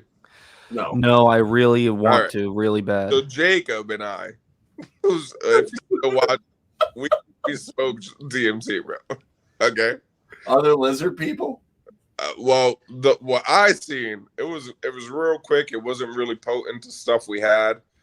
We were at a party. We were like a couple beers down already. I think we were in New York, and we just go upstairs, like basically almost outside to the balcony. and we start freebasing it and inhaling the fume. And so you're supposed to basically hold in the fume as long as possible, and you're supposed to be there, right? Yeah. So it was a very light vision. I remember my vision, and it was like these droplets that in this shape, right? Like droplets like that, and they were just pulsating, right? From like red to blue, and then it did create a woman feature, and then I was back. That was it. So But like what I felt, because what happens whenever you take hallucinogens, if you take any, is you feel everything. Your empathy becomes at a heightened level where it becomes almost logical and immediate knowledge from the empathy. So you, as soon as you feel something, you feel it like you've known it a million years, and you feel it like you've known it a million times stronger than you normally feel. So like I felt like one. Yeah, like it's about oneness, and when you do get out of a meditative state or you're deep in a one like synchronicity, that type of thing. So I felt a lot of love from this entity I saw, but I was immediately back. So that's my DMT trip. I've had way better trips on mushrooms, or worse trips, I should really say, but more descriptive. I could attest to. Jordan Peterson. You guys try any of that stuff? No. I've done a lot of stuff, but when it comes to specifically like hallucinogens, I've done a lot of stuff, like just drugs in general. But for some reason I did mushrooms once, microdosed, and I've done acid like 4 or 5 times. The thing is, I don't drink or I don't do any drugs. But the one drug that I would be willing to do now would be DMT. I really want to do it. I want to do it for the experience. I haven't had a drink in almost a year and a half. We should do a Mises convention. Dude, hopefully we can meet the fucking economic elves and they help us fix this monetary policy. We'll come out of there ready, son. I know we're gonna rewrite the Constitution. Bro, another Declaration of Independence. It'll be great. Yeah, I'm gonna get DMT, pull up Henry Kissinger. I'm like, oh my god, don't look at that, dude. If you look at Kissinger while you're doing DMT, good luck. Get that evil man away from me. But what David Icke said, I think, is possible that some people are born with an inherent gift, and then they can see things in maybe other dimensions or other spectrums of light. And I think he said when he was looking at Edward Heath or like Jimmy Savile, he did say, hey, their eyes were kind of messed up and there was red. And who's to say he's wrong? Like the lizard. Right. I don't believe in the lizard people. I don't. I'm sorry. I cannot get this one past me. He thinks all of these politicians are really lizards. Well, they might have interdimensional entities in them or controlling them. I wish they were lizards because we're legally allowed to kill lizards. Yeah. They don't have. No, I'm kidding. I don't mean that, YouTube. But what I'm saying is that I really didn't mean that. But what I'm really saying is that if they were lizards, our problems would be really, really less complicated. But how do you know they're not? I think that's a plausible theory that there's some I don't know 100% they're not, but I don't see. Even if they were lizards, what the hell does that matter? Play devil's advocate.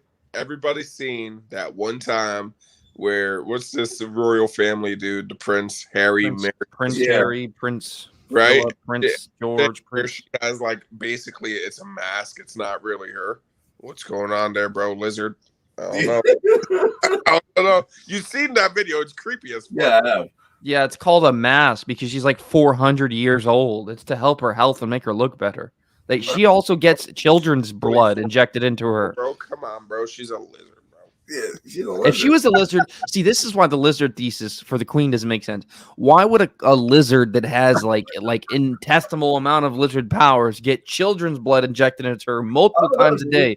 Because she's so old and the blood makes her more energetic and it raises her oxygen levels. On a real note, androchrome and all that, right? I think Dr. Shiva, MIT. That's a real thing, by the way. Adrenochrome's a real thing. He actually did this whole thing on it. I won't get into that part, but this guy's from MIT biology. Okay, super legit. People actually take that stuff, right? Okay, but here's the thing. That explains all the fairy tales for centuries we've been having with vampires. right? They're gonna come suck your blood. They want your daughter and all this stuff. Maybe back then they didn't want to kill the baby and stuff. Like, let's say I'm a count in the middle of fucking Eastern Europe, and I'm a count, bro. These are dark days, right? These are dark days in dark areas of poor areas of the world, and I come through and shit, and I'm like, bro, I need her because I need to stay younger and all this stuff, and maybe it's like ritualistic and all that stuff. Who knows? Whatever, but I think that's where the whole vampire thing is actually connected to the endocrine. Yeah, and that could be connected to the lizards because they did have bloodlines from the original Anunnaki. Hey, man. All right, listen, it's late. It's too late. I gotta go. It's like 12:20, and I cannot talk about lizards anymore. All right, I'm sorry, Dan. I'm sorry. I'll remember but that. I do have to go. I didn't realize what time it is. This is the second night in a row where the podcast goes long. And I'm not even mad. Like, I'm not even mad at all because we talked about from lizards to fake libertarians to neocons to masquerading liberals to you name it. We covered everything today.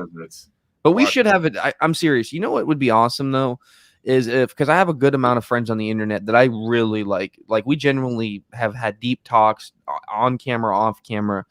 Like a meeting, like a fucking like the Continental Congress, like have a meeting where we all meet together and we all gather and we do something like, I don't drink, but maybe we do DMT. That'd be fun or something like that. It'd be fun though, man. No, here's what we do.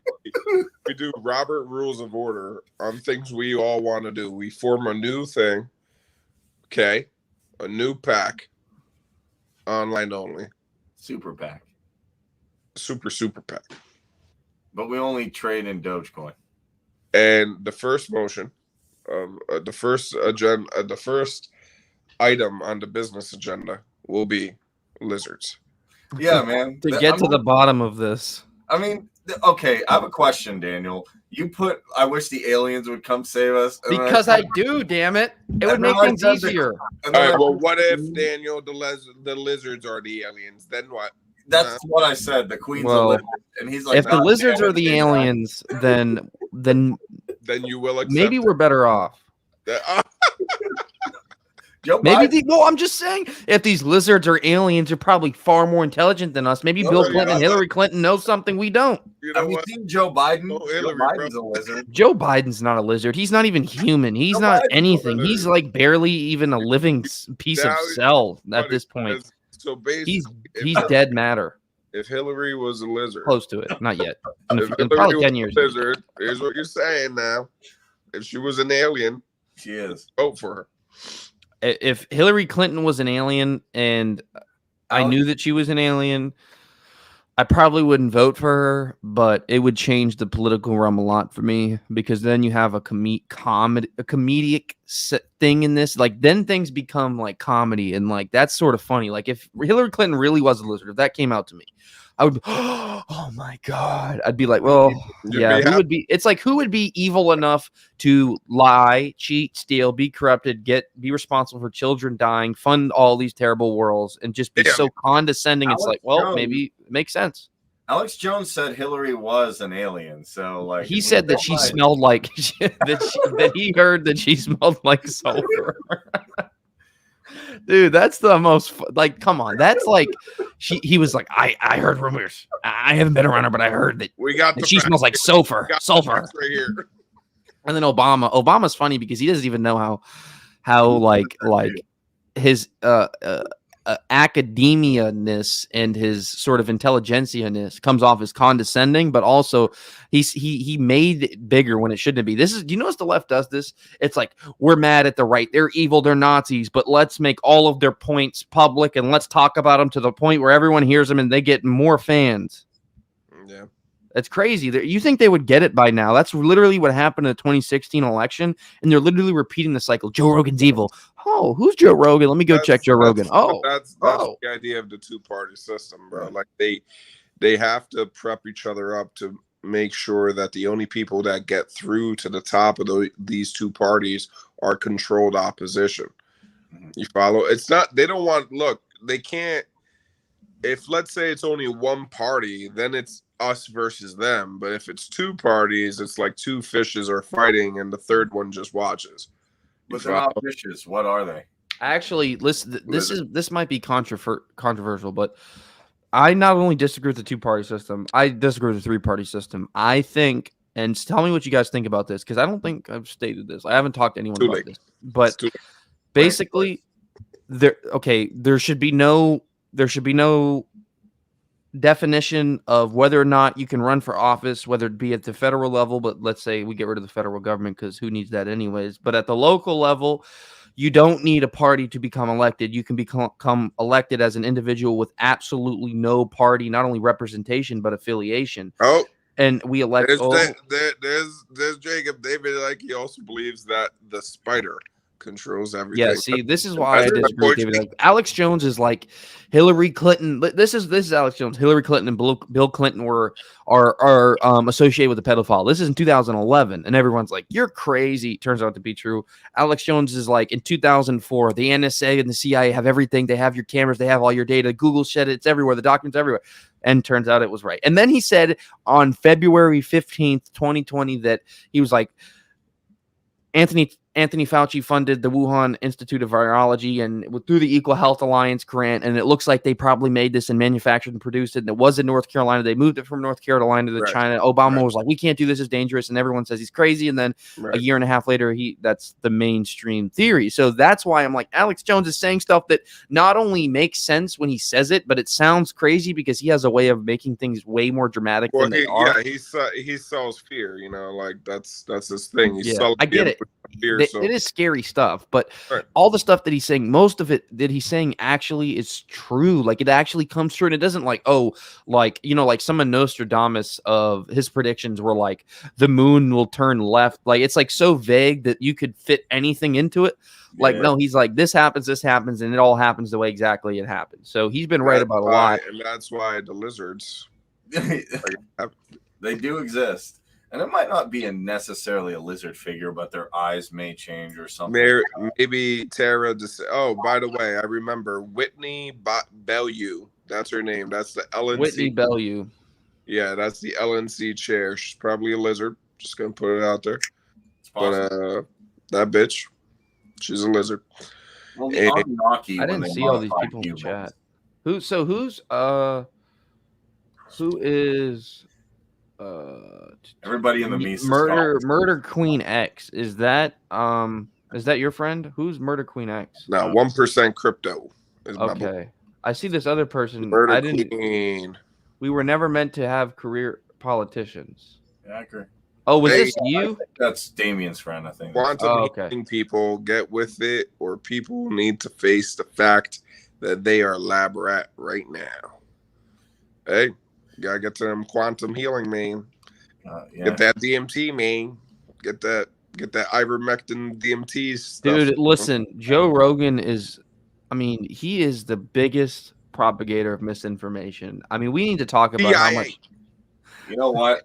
Tim Pool and Rogan need to have Icon so he can explain. Yeah, that is true. Dude, has he had Icon yet? I can't believe Joe Rogan has never had David Icon. You know what? A great podcast is actually London Real. Yeah, and guy Jacob, I'm telling you, we're gonna have this guy Jacob on. He actually, he's working right now. He works at UPS, but anyway, he's up all night. This guy would be perfect right now. He's way more awake than us. But anyway,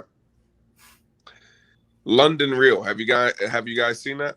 It's a podcast. Yeah, I've seen it, and he had on, and they were threatening. Yeah, that guy had on David Icke. I was like, dude, this guy got balls, dude. He had to take down his show, and he's like, no, I'm doing this interview. And this is right at the start of this whole crazy thing in 2020. I'm like, get that interview. And David Icke's like, hey, it's a transfer of wealth. They're doing this. He is right about some things, but what I'm saying is the whole the lizard, the spider, all that stuff, I just think is a little out there, and it does make it kind of hard to be like, well, ready for that, damn. You're just like, all right, bro. Yeah, I don't have the. I'm too low IQ to quite understand. It's all right, bro. It's all right. The lizard stuff is far out there, dude. But I'll put, listen, even with the flat earthers talk, dude, I don't just say, yeah, I'm not going to listen to you no more.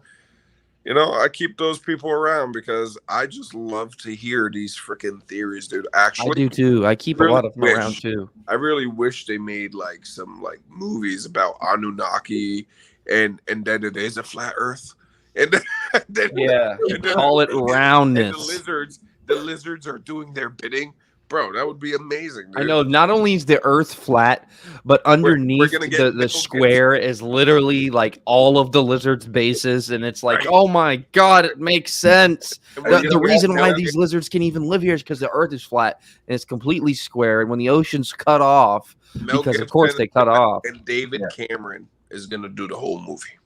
And they faked the moon landing. Actually listen. I'm not saying they faked the moon landing, but I'm saying this. That's a theory I do entertain a little bit. I entertain it. This is why I entertain it. Now, just hear me out. I don't think they faked it in the way a lot of people think they faked it. But I think it was clear that before the 69 moon landing that there was pictures that was supposed to be astronauts doing spacewalks prior to the moon landing, and then it was all found out that they were actually all fake, that they were fake. Like, this is actual found out that they were moonwalks fake, and they were like, fuck, we got caught, we gotta go. So no. Listen, so they did all these fake these things where they do like a green screen thing, and they did it underwater at NASA, and then they tried to pass it off as moon pictures. And when they got questioned, they were like, "Oh, sorry, yeah." But anyways, the point is there was a lot of fake stuff going on with other pictures prior to the moon landing. You had the moon landing. I think a lot of stuff around it was okay. Here's what I think happened. Probably that happened. I think there was a rocket. I think there was a rocket that went up. Like, I'm not denying the rocket, okay? There was a legitimate rocket that was a beast made by Werner von Braun, arguably one of the greatest Nazis ever to live. But then we took him, and he was the head of NASA for like 8 years. Werner von Braun, right? Who was going to make the rocket that Hitler wanted to destroy Manhattan with, but Hitler ended up dying, so Werner didn't make that Manhattan-destroying rocket. Right. But the point is the technology behind this rocket should not be denied. And I think that there was a rocket, and there was probably astronauts on the rocket. I think their thing was like, okay, we're going to put these astronauts on the rocket. We're going to send them up to the moon. But if something fails, we got a plan B. And they had a whole setup ready in case things fail. And they had a setup, even if it worked, they went to the moon, but there was not a connection, because you need the Soviet Union to see. You need evidence, right? So, like, take this. You can still have people on the moon and radio signals coming back, which is really how the Soviet Union was like verified. They were like, okay, we can see the radio signals, we located, blah blah blah. Like, you can still have people on the moon, the radio signals, and then fake the video. Because there was like we can't even get solid video, and we can't even get cell phone reception in certain places in the U.S. And it does seem crazy to me. What happened to the original footage? I don't know. That is something, right? That's something a lot of people say is the original footage. I don't know. That's bro. I believe it. I believe they landed. I think they landed too. However, I don't know. It just seems I gotta entertain it because it's fun. Whatever. Great questions about like the original footage. Is not at the NASA facility. Is it in someone's collection who's like, freaking, it's probably, what's his name? Elon Musk bought that shit. He watches that shit at night, every night, jerks off to it. But the point is that fucking footage is missing. So they faked it. I still think it's probably they faked the moon landing, but I think Elon Musk and Joe Rogan should be the two people running for government right now. Dude, did you see this picture of Jordan Peterson, Elon Musk, and Joe Rogan? You realize how much of a midget Joe Rogan is. He looks like a fucking like a midget. I think these guys are real tall, and he's just a short Italian guy. Yeah, he's 5'4". And that truck is huge, bro. That truck looked great. Oh, dude, the Cybertruck. Yeah, it did. Do you think that I hope Jordan did a podcast with Elon. I really do, because I've been wanting to see that. Since Jordan like posed it, he was like, would you want to do this with me? Like, I really am looking forward to that podcast. Yeah. Elon and Jordan Peterson. But the more I learn about electric cars, the more I become opposed to them. They look cool. Me too. Like, I'm just like, if someone wants to buy one, it's free market day, buy one. But ever since the government's like, ooh, you got to do it. Gotta get one. Then we don't want one at all. The government's like, okay, you got to get oxygen. What? Are you fucking crazy, you tyrannical government? I was talking to this, Jacob about this, and he was like, dude, our power grid. So, for example, they got power issues in Europe, and their power grid is actually better than ours because it's younger. It was built later, right? Yeah. So they use 240 for everything. We're at like 120. Anyway, the problem is that our power grid is not able to sustain everyone with electric cars.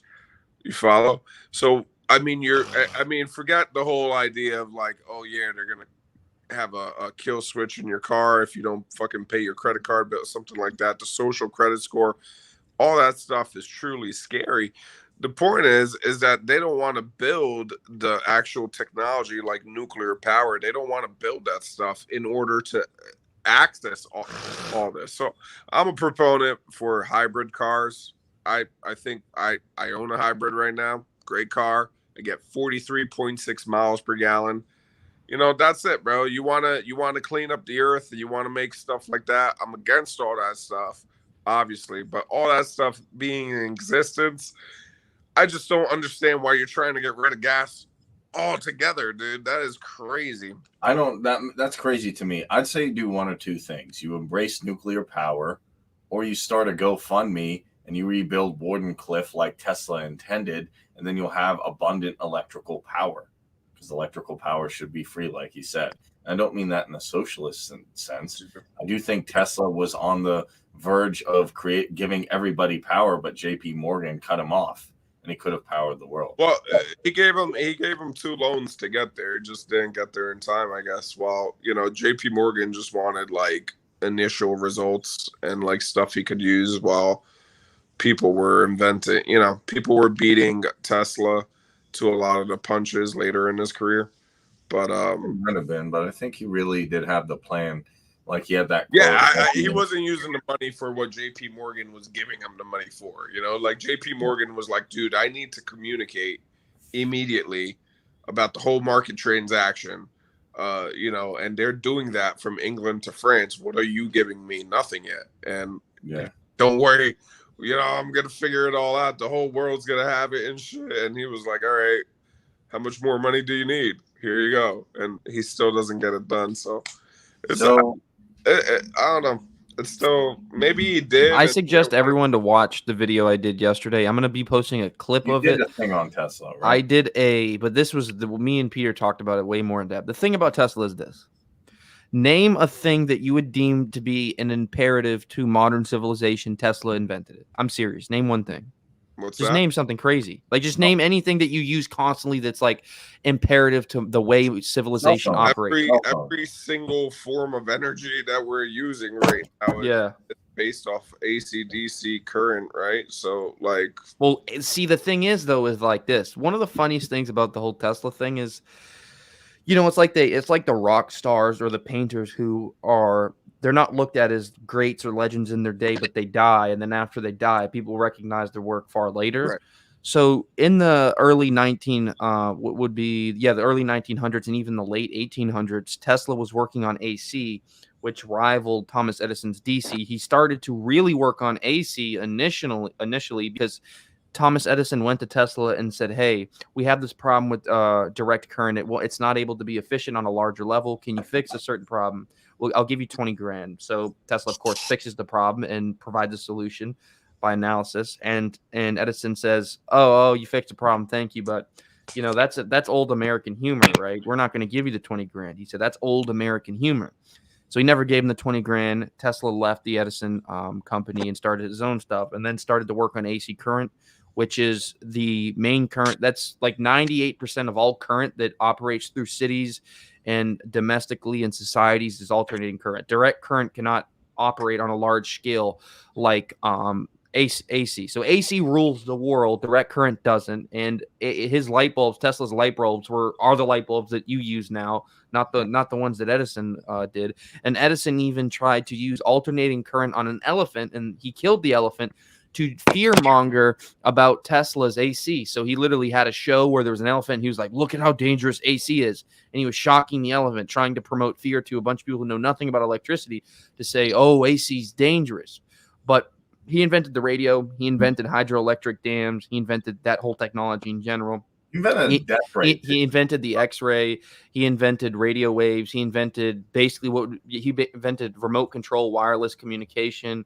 He invented he invented just about everything you can freaking think of. He invented like AM, FM, the different ones. Mhm. It's crazy, the list of inventions. I mean, it is absolutely crazy. Like, Do you think he could have achieved free energy for the world and it was suppressed, or am I a crazy person? so, saying, well, no. So, see, people kind of like he invented the Tesla turbine, which would be considered the modern jet engine. He invented the magnifying transmitter, which would be the super ultra large Tesla coil. I mean, he invented the neon lamp, the induction motor, which is the motor inside of Elon Musk's Tesla company's cars. So these motors that are considered like the best motors, right, which are Tesla cars, some of the most efficient motors, he invented in the 1900s. He invented radio controlled boats.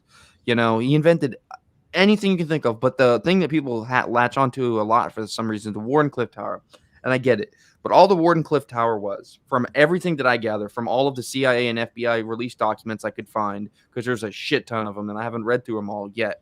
But basically, this tower would be what can be considered in the 70s and 80s as a cell phone tower. It was on record that he was developing smaller devices, but brick size, not like this size devices, but larger devices that would connect with the tower, that would send signals back and forth, and that would have free wireless communication, which sounds to me like either a Wi-Fi router, a massive Wi-Fi router, or a large cell phone tower, which I think it was that. 5G, bro. No, he didn't. But the point is that this guy invented everything, and he's not even taught in most schools. Because I didn't learn about him. Because the information. Because, bro. Why are they suppressing him? I'll tell Why you. is it, dude? Because he was against the globalists, and he Because wanted. J.P. Morgan was a fucking lizard. Yeah, that is true. He probably is. I mean, I don't doubt that. But hey, we could use Tesla coils to actually fix our electric grid potentially if you had enough of them. Yes, you could. What if every house had a Tesla coil? Could you not have free energy at that point? I did the math. I want to read this real quick. Sorry, go ahead. Let me just say this. I did the math one time. What was it? Build Back Better is 3.5 trillion, right? Yeah. The 35. Yeah, okay. I don't even know. So I grabbed every single household in the United States, and I grabbed that number and I multiplied that number by how much all solar panels cost, right? To install, not install, just the panels themselves. So minus installment. And then I multiplied their cost, I think, by 400% to figure out what demand would drive them up to be. And then that would be cheaper than the Build Back Better. So every single person would have solar panels. They just got to pay for the installment. Okay? Just the labor to install it yourself, whatever. Every single person, every household, empty households, the hood, everywhere, bro, would have solar panels. And it would be cheaper than the Green New Deal, bro, and the Build Back Better. Like, just think about this. I'm not even for it. My point is if you really wanted to get this shit done, you could get it done, dude. And it's cheaper than what they're even saying, dude. They don't want to go green, bro. They just want to take the money, bro. I think they want to take the money and take the power. That's it. So real quick, I want to read this because this is what you were talking about, Kareem. This is Tesla. This is his line from an article where he talks about the Wardenclyffe Tower. He said, hold on, do his accent. Go. I don't know his accent. I have no idea. But I know he was Siberian, I think. He but was anyways, Croatian. Serbian. I was close. Anyways, as soon as completed, it will be possible for a businessman in New York to dictate instructions and have them instantly appear in type at his office in London or elsewhere. Yeah, he will be able to call up. He'll be able to call up from his desk and talk to any telephone subscriber on the globe without any charge whatever in the existing equipment. An inexpensive instrument, not bigger than a watch. will enable its bearer to hear anywhere on sea or land, music or song, the speech of a political leader, the address of an eminent man of science, or the sermon of an eloquent clergyman, delivered in some other place. However distant, in the same manner, any picture, character drawing, or print can be transferred from one to another place. Millions of such instruments can be operated from but one plant of this kind. Wait, let me read that again. Millions of such instruments can be operated from but one plant of this kind. More important than all of this, however, will be the transmission of power without wires, which will be shown on a large scale enough to carry conviction. Scale large enough to carry conviction. Well, so it does sound like basically it's basically the internet. Yeah. That's what it sounds like it was a right Wi-Fi now tower. I'm holding my phone and it's not connected and it has power. I mean, you know what I'm saying? Mm-hmm. It has power. It could just be that. Like wireless power. Wouldn't that be Wi-Fi? Like okay, you have to charge it, but like to actually think about all the way we share information. We're not sharing through wires. We're sharing it literally through the air. Like, no, man, it needs to be more, bro. It's not. That's what it is, though. I mean, listen to that. It sounds like Wi-Fi. It sounds like the internet. And his famous quote was this in the 1920s, I believe it was. He said, "At one point in society, people would carry around a device that is small enough to fit in their pocket and fit in their suit pocket, which will give them access to all information around the world." He said this. He made a quote like this. He knew it. So man. that would be a modern smartphone. So Tesla, bro. Alien. I mean, I don't know. He actually did say he was in contact with aliens. Yeah, he did say that. He was in tune with the aliens on Mars. That was his thing. He said he was getting signals. What did he actually say? Aliens? Yeah. Well, he said he's gotten signals from people on Mars. This is why he got labeled as really crazy. Yeah. Well, a lot of people say that. They were actually Elon Musk was talking. What's that one guy, that Chinese billionaire? Are you talking about the Jack Ma? Jack Ma. He owns. Was he own Alibaba?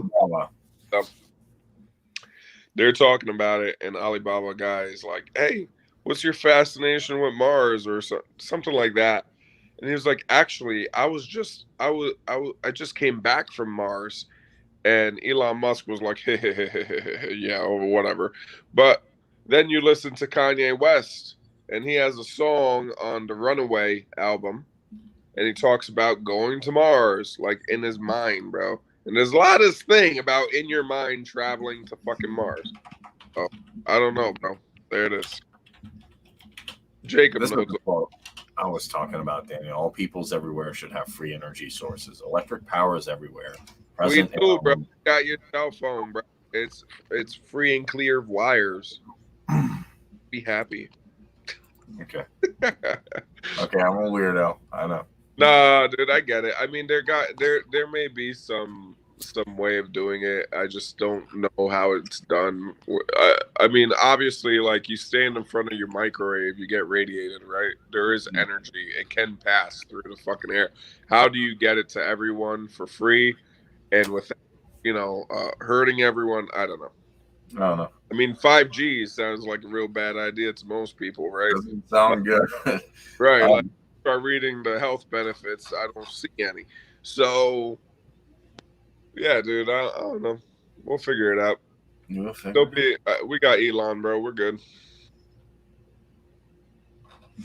Yeah, he has hundreds of patents too. I think I'm gonna look through these patents, man. Who's that? Because he has Tesla, because he has patents with pictures on it and designs. Half of the freaking inventions you mentioned are actually patented under someone else because they released the patents.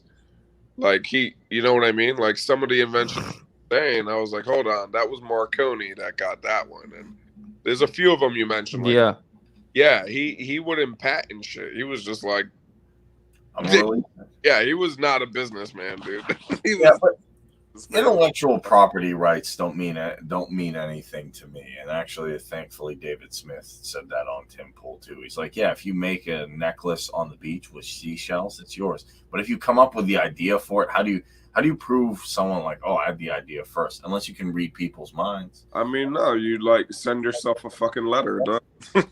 There's this crazy picture of Tesla that I'm looking at, and it's a picture of him holding a phosphor-coated light bulb which was illuminated without wires by an electromagnetic field from the Tesla coil. And there's a picture of him, and he's literally holding a light bulb with no wires, and it's just light. That looks, and this is in 1918 or something crazy like that. Dude, I need to tell. You know what? I'm gonna get as governor. I'm gonna start. He's in this electromagnetic field. You guys know of Manly Palmer Hall? I don't know what that is.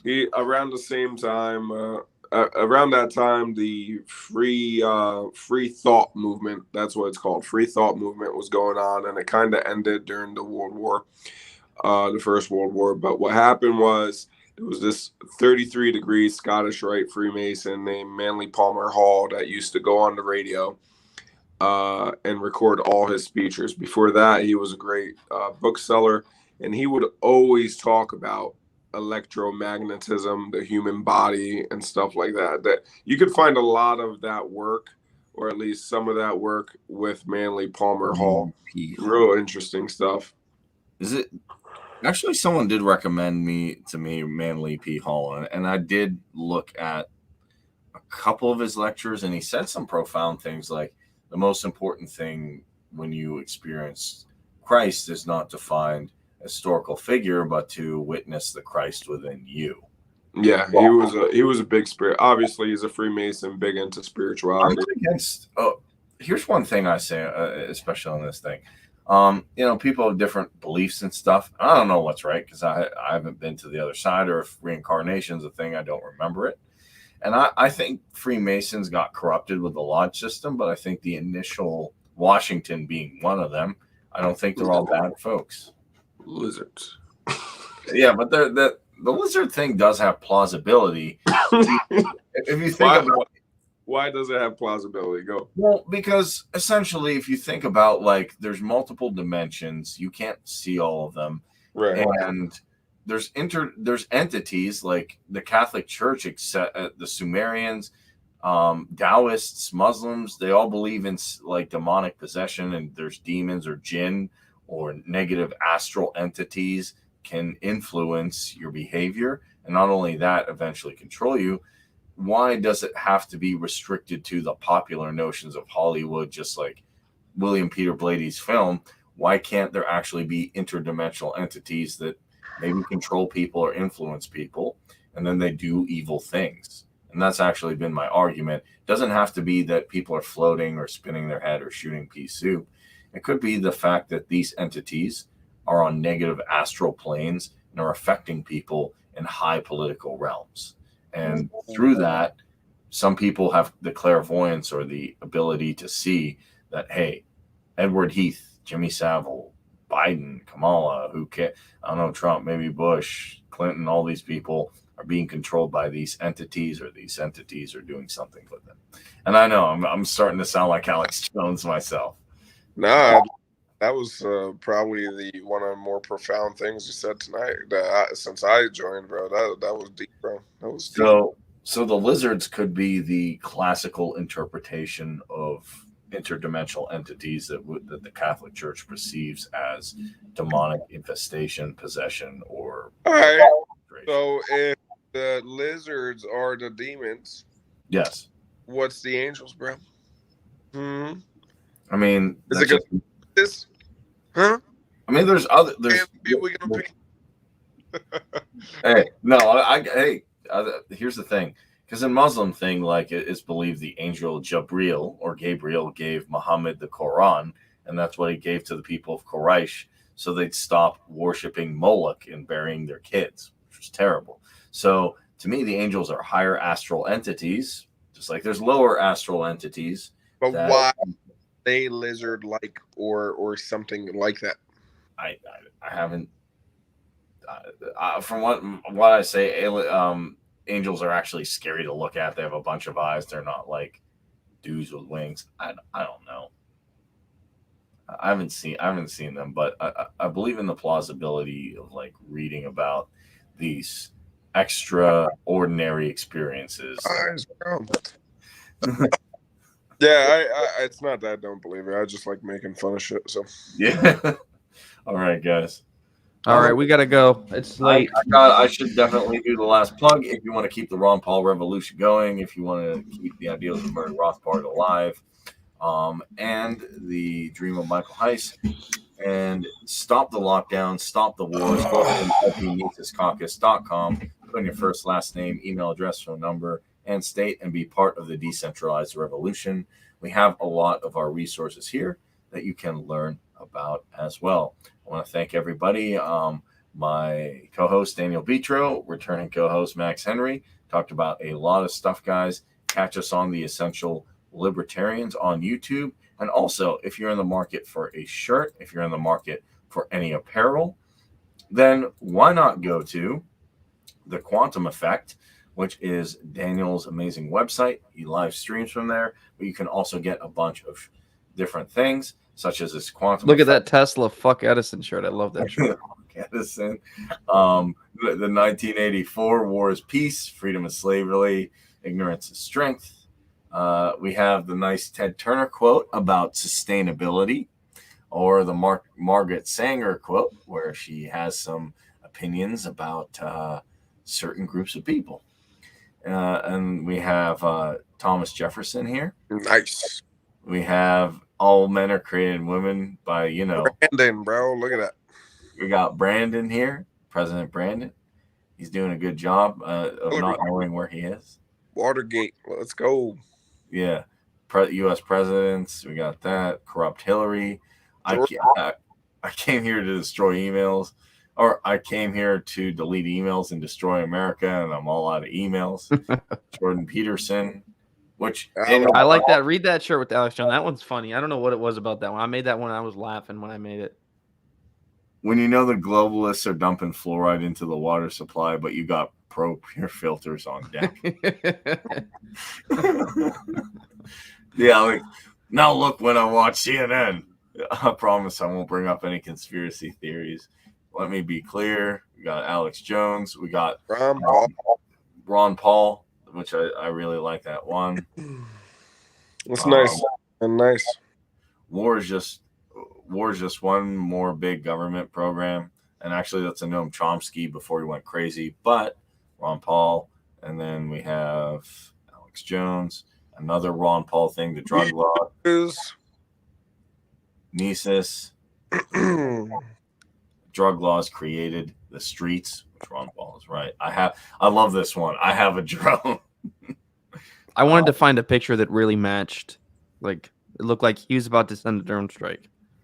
I just assist people with certain actions. We got more Hillary, and that's it. You can also contact him here and find his main shows here. Yeah. And if you go to the Essential Libertarians on YouTube, you can find me there. Thank you for tuning in, everyone. It's been a blast, and I'll see you next time.